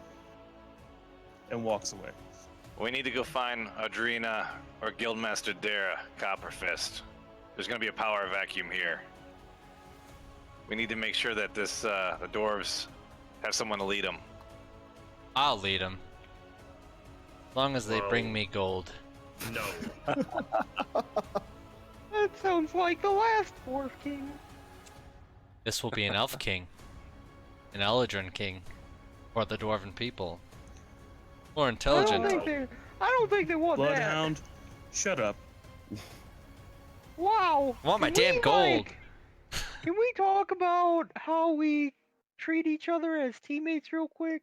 I've been meaning to have this talk with you guys, but we need to be encouraging and we need to really focus on building each other up, not tearing each there's other some down. tables right here. You guys can sit down at the bench and really talk it out. This is as good a time as any. As like pieces of the ceiling just kind of. Oh, and you guys stop acting like a bunch of mindless, greedy bastards, I'll talk. Well, This is what we in the industry call character growth. Because when Dressir first joined, he was one of the greedier characters that I'd seen in a while. So. No, I took over. Yeah. He's like, look, Patrick, I would love to, but this is just a job. Any other job. All I need is my payment. didn't Martin give you I the? thought Warden. dwarves were greedy. He didn't give me nothing. Nothing at Oh, all. okay. You mean that big green emerald that he gave to you? What are you talking about? That? I don't know. He's a god. He was an aspect. He didn't have anything. He shook my hand. I mean, he made a pretty big production of it, bro. Yeah, like we all saw it. It's like the size of a football. His back was to you. Come on. There's no way you All guys right, saw that. He literally raised it in the air before he. Bloodhound, if you keep this up, I am gonna have to in character kick your ass. Go ahead and give us a sleight of hand check, bro. Go ahead and give us a sleight of hand check. Okay. Can anybody match a 22 with their passive perception?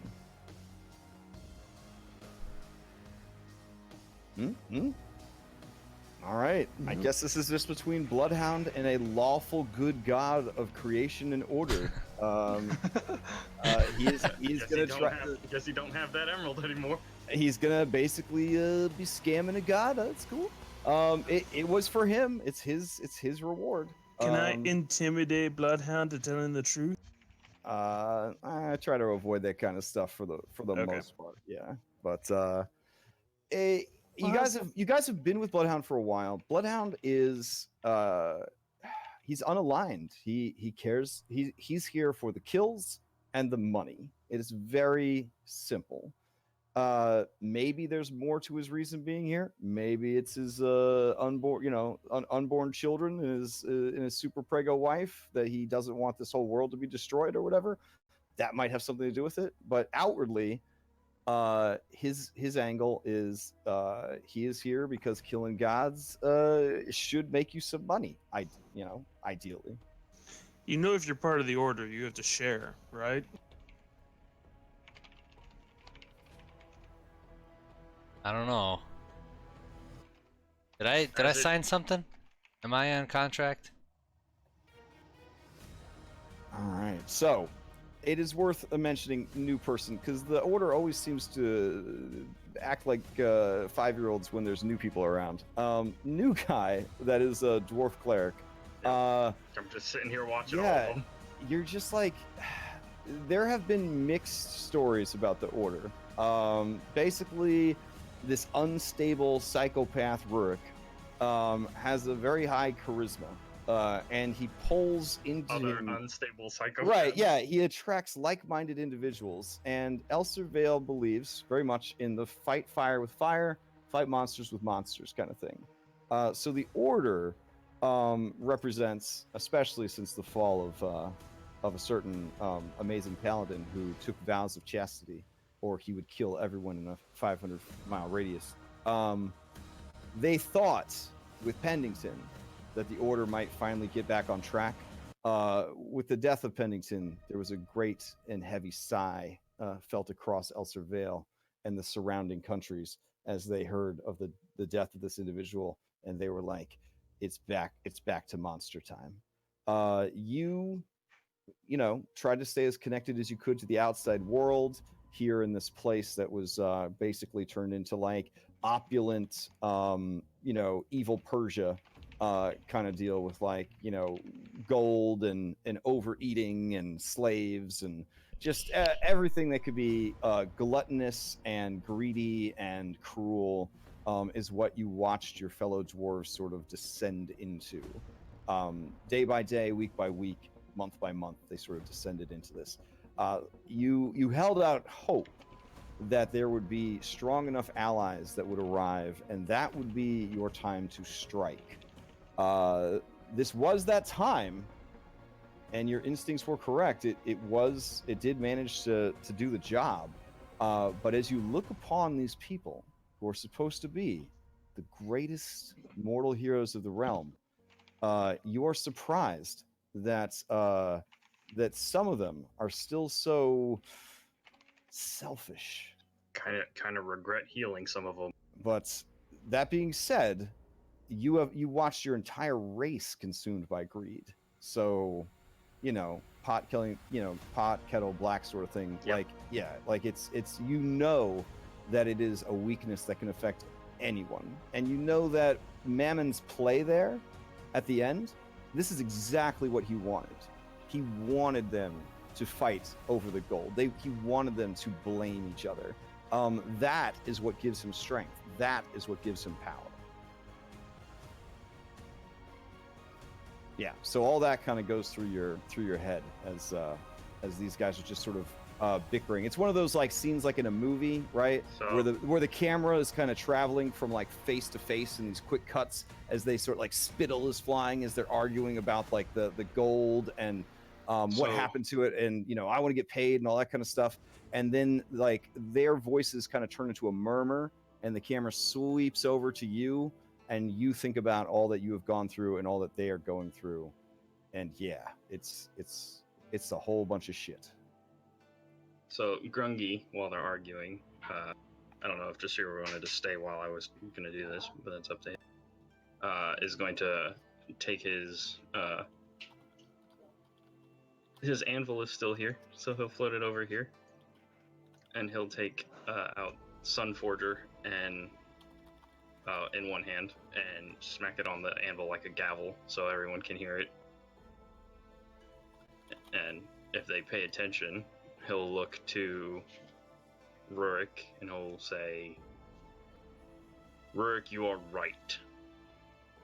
The dwarves need a new leader now that my brother is gone. Are you going with Grom voice for this guy? Is that the plan? It's I'm going. I gotta work something out. Okay. So Dwarves and workshopping it. It's Workshopping it. Gotcha. Okay. And he'll say, as the last Hammerfist, I will take up that role, and I will appoint people to lead, trusted people who you might trust as well, for the sake of the Veil. And then he'll look to Bloodhound and say, if it's gold you seek, then once we are done rebuilding, you will have it. But only when it's done. And you can have my word as a dwarf and as a cleric under Morden that you will have it.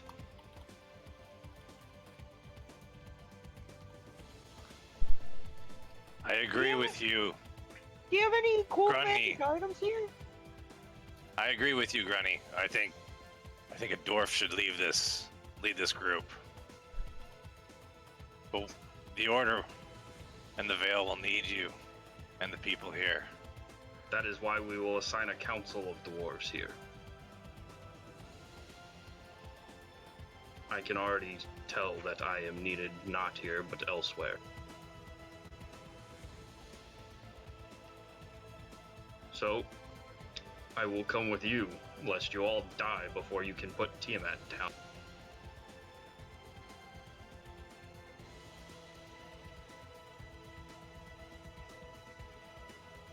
As for your question, Patuk, I don't know. I haven't been to the vaults in ages.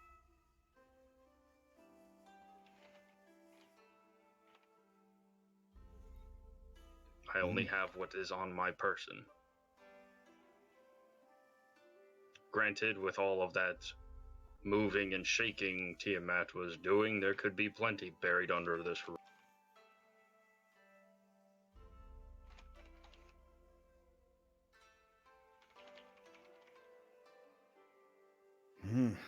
All right.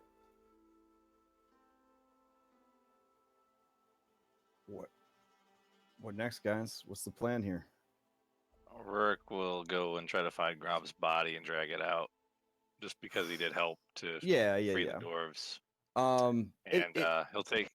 He would want to make sure the body too deep, I don't think, but yeah, it would take a bit of work to kind of dig him out. Stone cunning. Patuk would help him out. Okay. Grungni would also help, simply because he sees those two trying to get him out. Patuk, do you want to have shimmering golden skin from now on as a result of your ordeal, or do you want to just go back to your normal self?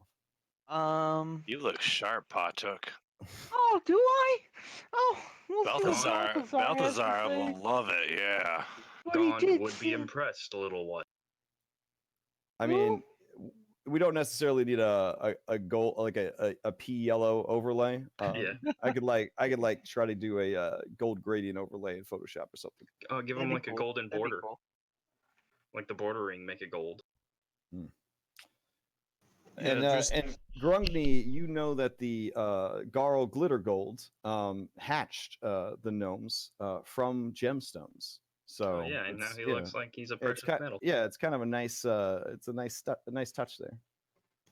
Yeah, Dressur would have stopped as soon as he continued passing Bloodhound. He would have kept going out the front door. He was done and pissed off. All right. As you were walking through the Hammerfist holds, most of the people seem to be sort of waking from a dream, as it were. There were riots while you were fighting, apparently. Just riots in the streets.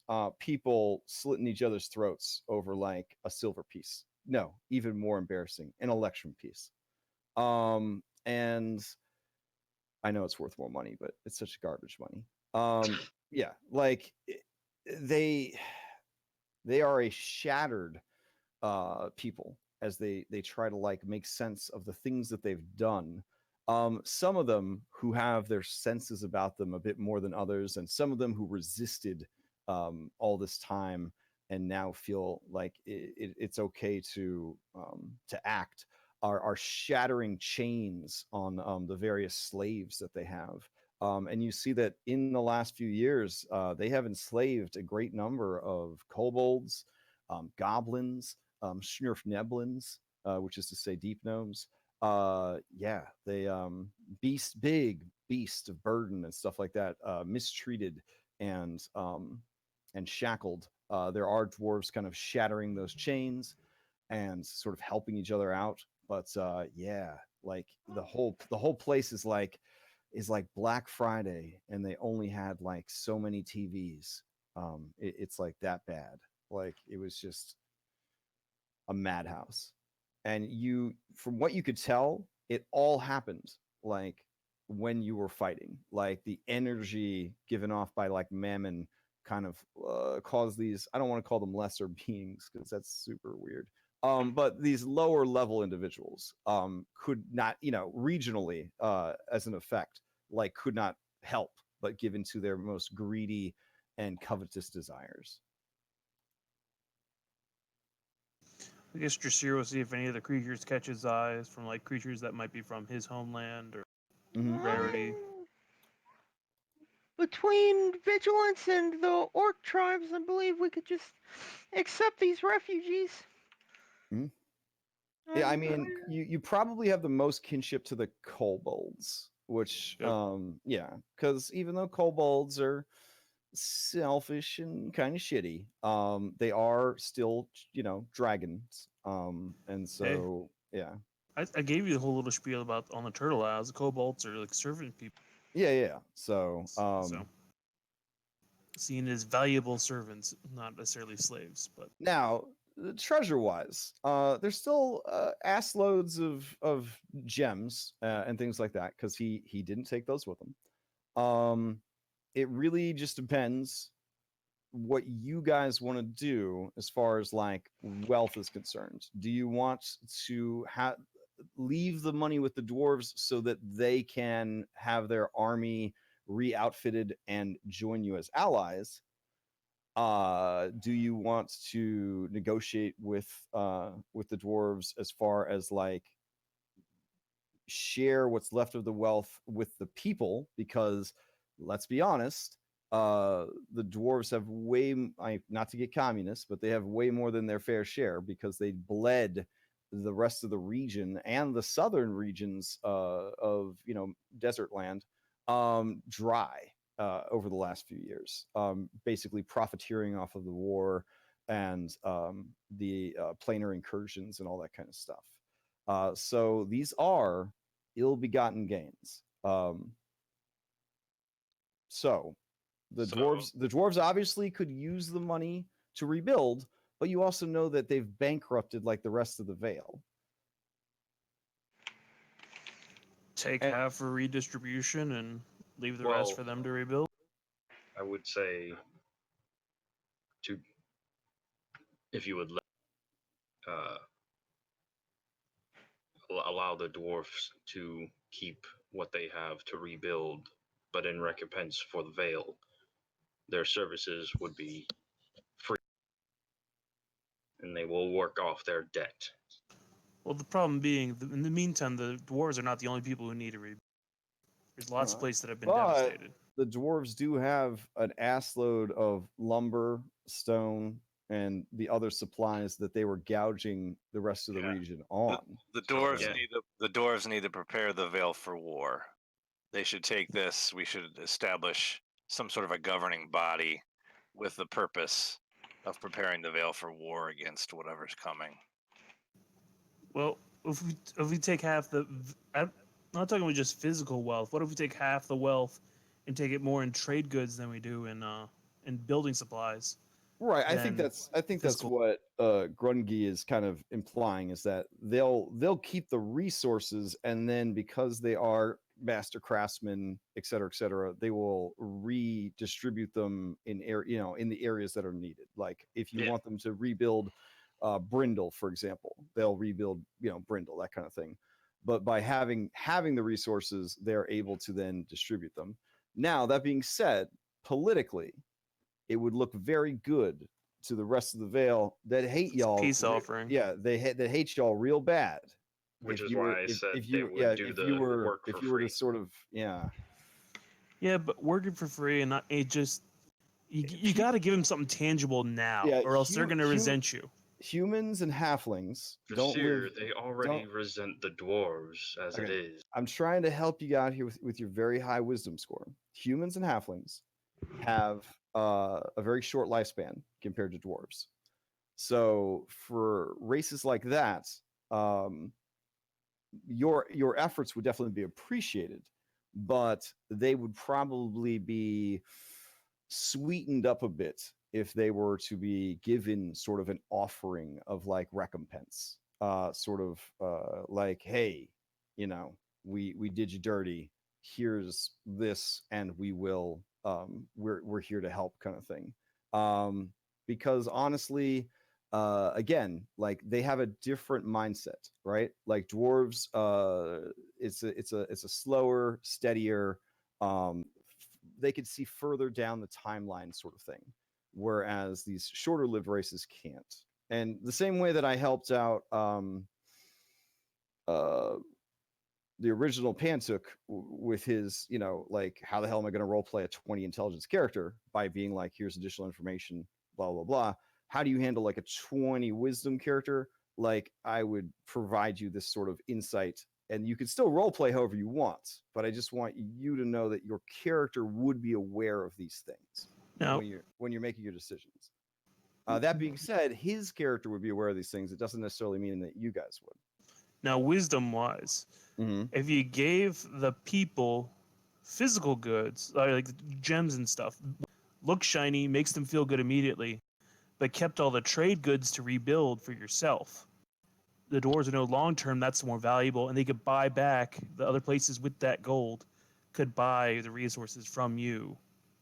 So technically, immediately they would feel like they have something. No, yeah, but you're again leaving out the part where I said they would rebuild stuff for free. So yeah, we can give them the offering, but they wouldn't be buying back resources. They would just be given those resources over time. Like honestly, the rebuilding for free, dwarven craftsmen, all this kind of stuff. Also, takes time though. But also, as weird as this is to say, I think the dwarves as a people would probably feel better as a race of craftsmen. They would probably feel better about everything if they could work, if they could if they could sweat and build and create. Because buying forgiveness, that's something like Mammon That's would what do. a devil does. Right. You know what I'm saying? So like, it's a very complicated situation. And it's up to you guys ultimately how it gets handled. But I'm just kind of interjecting little bits here of, you know, information and lore to kind of help you guys out, because your characters live in the world, you guys don't. So there are nuances that your characters would be aware of that you guys would not be. The problem being, if you say, "Oh, we're sorry, we'll rebuild everything," nobody's going to trust the word of a dwarf. Nobody outside of the dwarves is going to trust the word of the dwarves right now. But they'll trust the word of the order. Grungy nods. Yeah. Fine, do whatever the hell you want.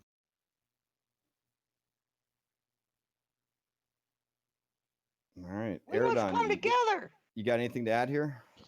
I thought you were doing this for Moradin, Jasir.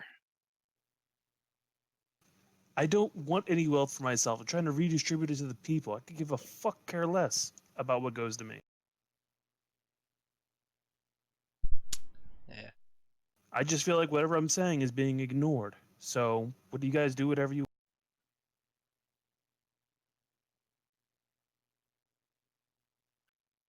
So you don't want this bag of gems I have in my hand? Nope. I do. I don't care about the money, Grungy. I tossed the bag of gems to Bloodhound. All right. Grungy, Bag can of I take a look through your vaults and inspect any potential magic items that could be used against Tiamat in the future? It will bolden our strength. I can agree to that. Just don't take everything, as our armies will need to be outfitted as well if we're to join the. Of course. We need a lot of this wealth, though, for the forge, too, guys. What Well, else are we we forging? have a forge. We could also, use some of the wealth to create some moon statues at our vigil. Say we have quite a few forges here. Feel like the forge, it's fine. They're inferior. Excuse me? Your forges suck, basically, compared to the forge we know about. And you should know about it. It's called the Forge of Souls. Look here. Oh, Look now here, that someone old actually dwarf. gives it a name. I made this very spear in it. And Patuk hands Grugny the spear to. Yeah, as a forge cleric of your level, you know exactly what the Forge of Souls is. But them just saying the forge tells me. Yeah. And when you see this weapon, it is a soul forged weapon. And Rick holds up his shield, shows his shield, and like raises his eyebrows. I remember that shield. It belonged to Balefire.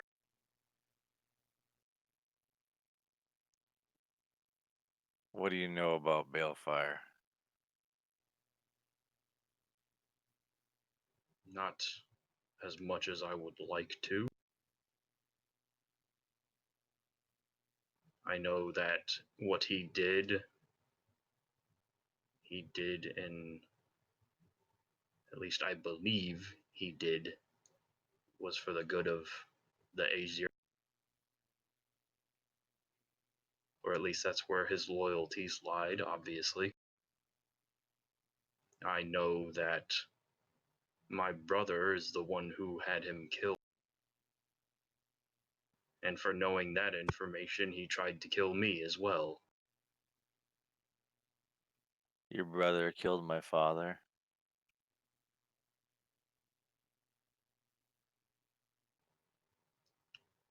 It was that, or he had someone do.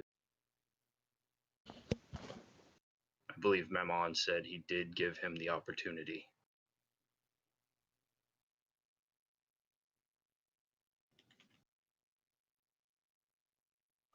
Let's go meet with the rest of the dwarves and get some sort of order assembled around here. I agree.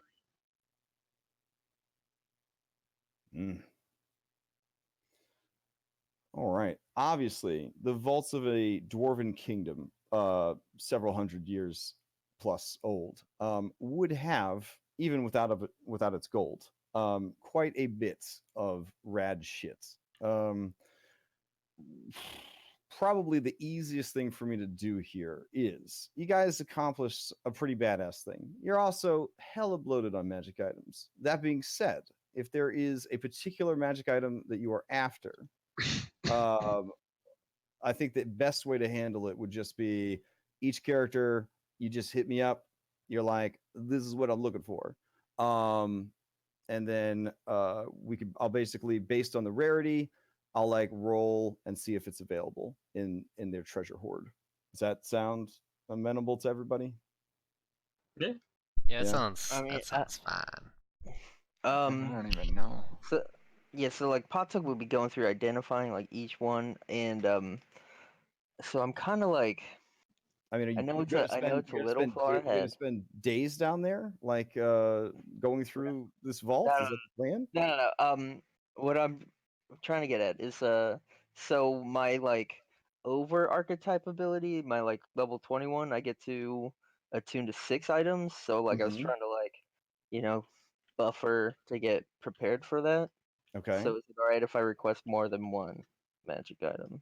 I mean, you could certainly request more than one. Okay.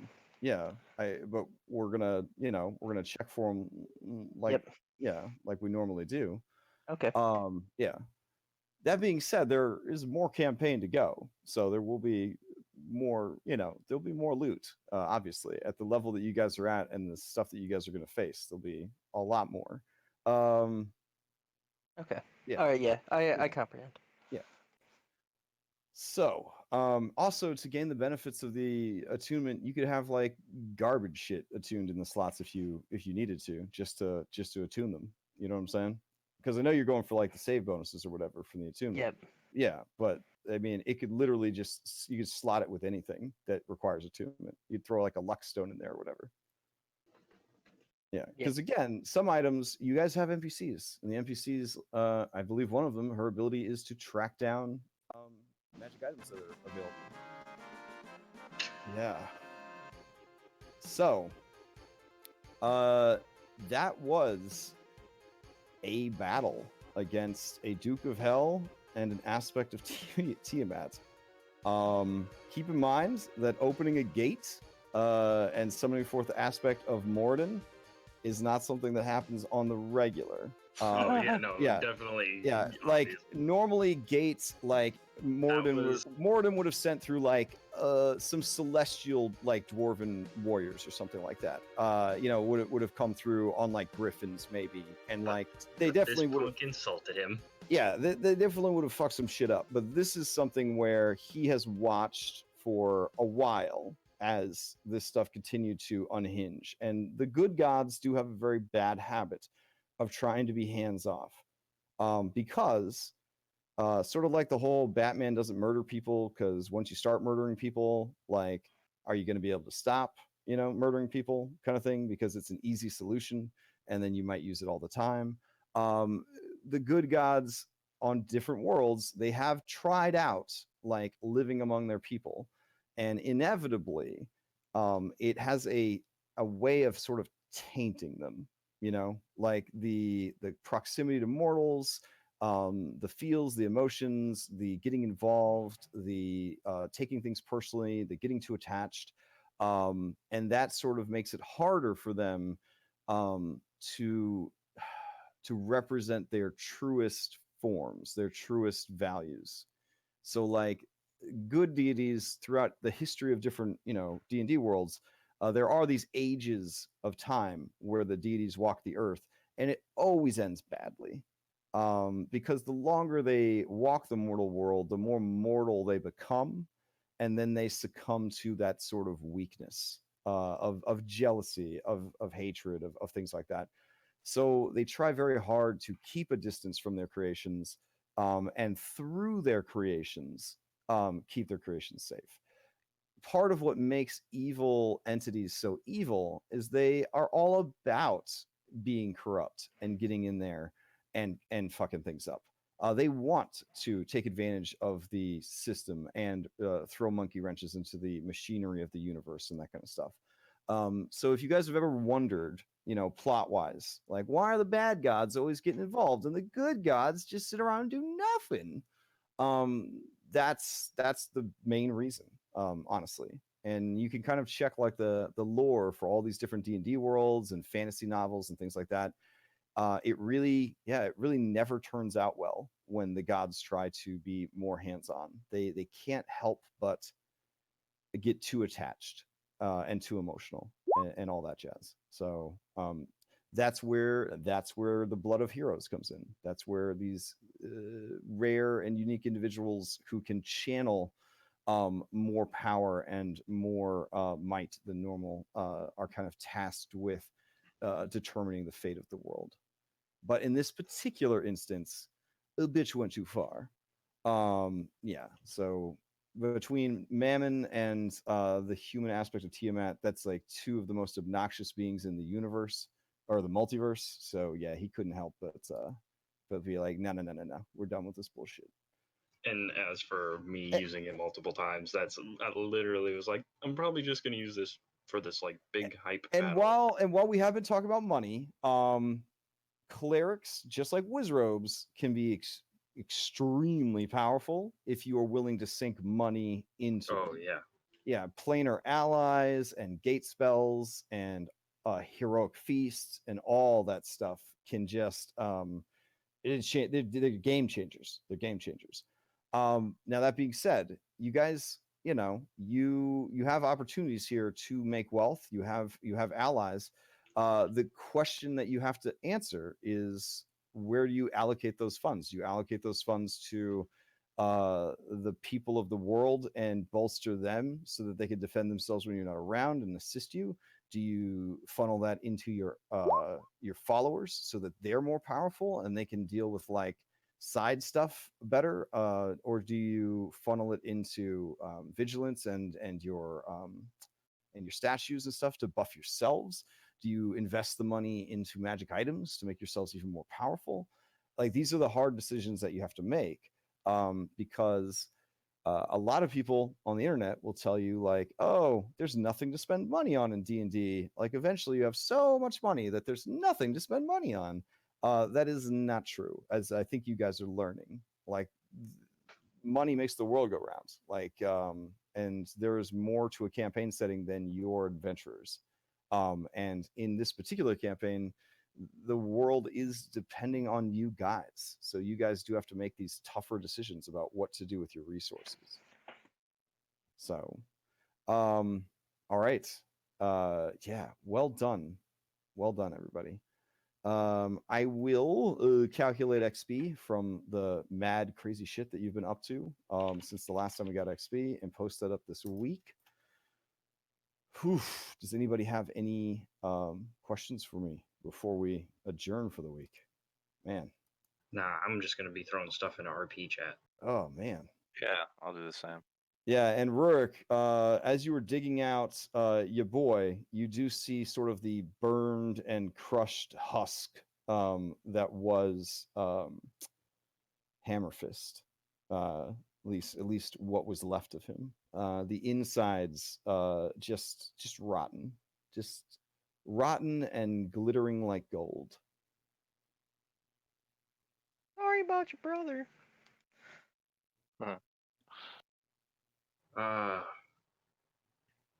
He was not my brother any longer. But thank you.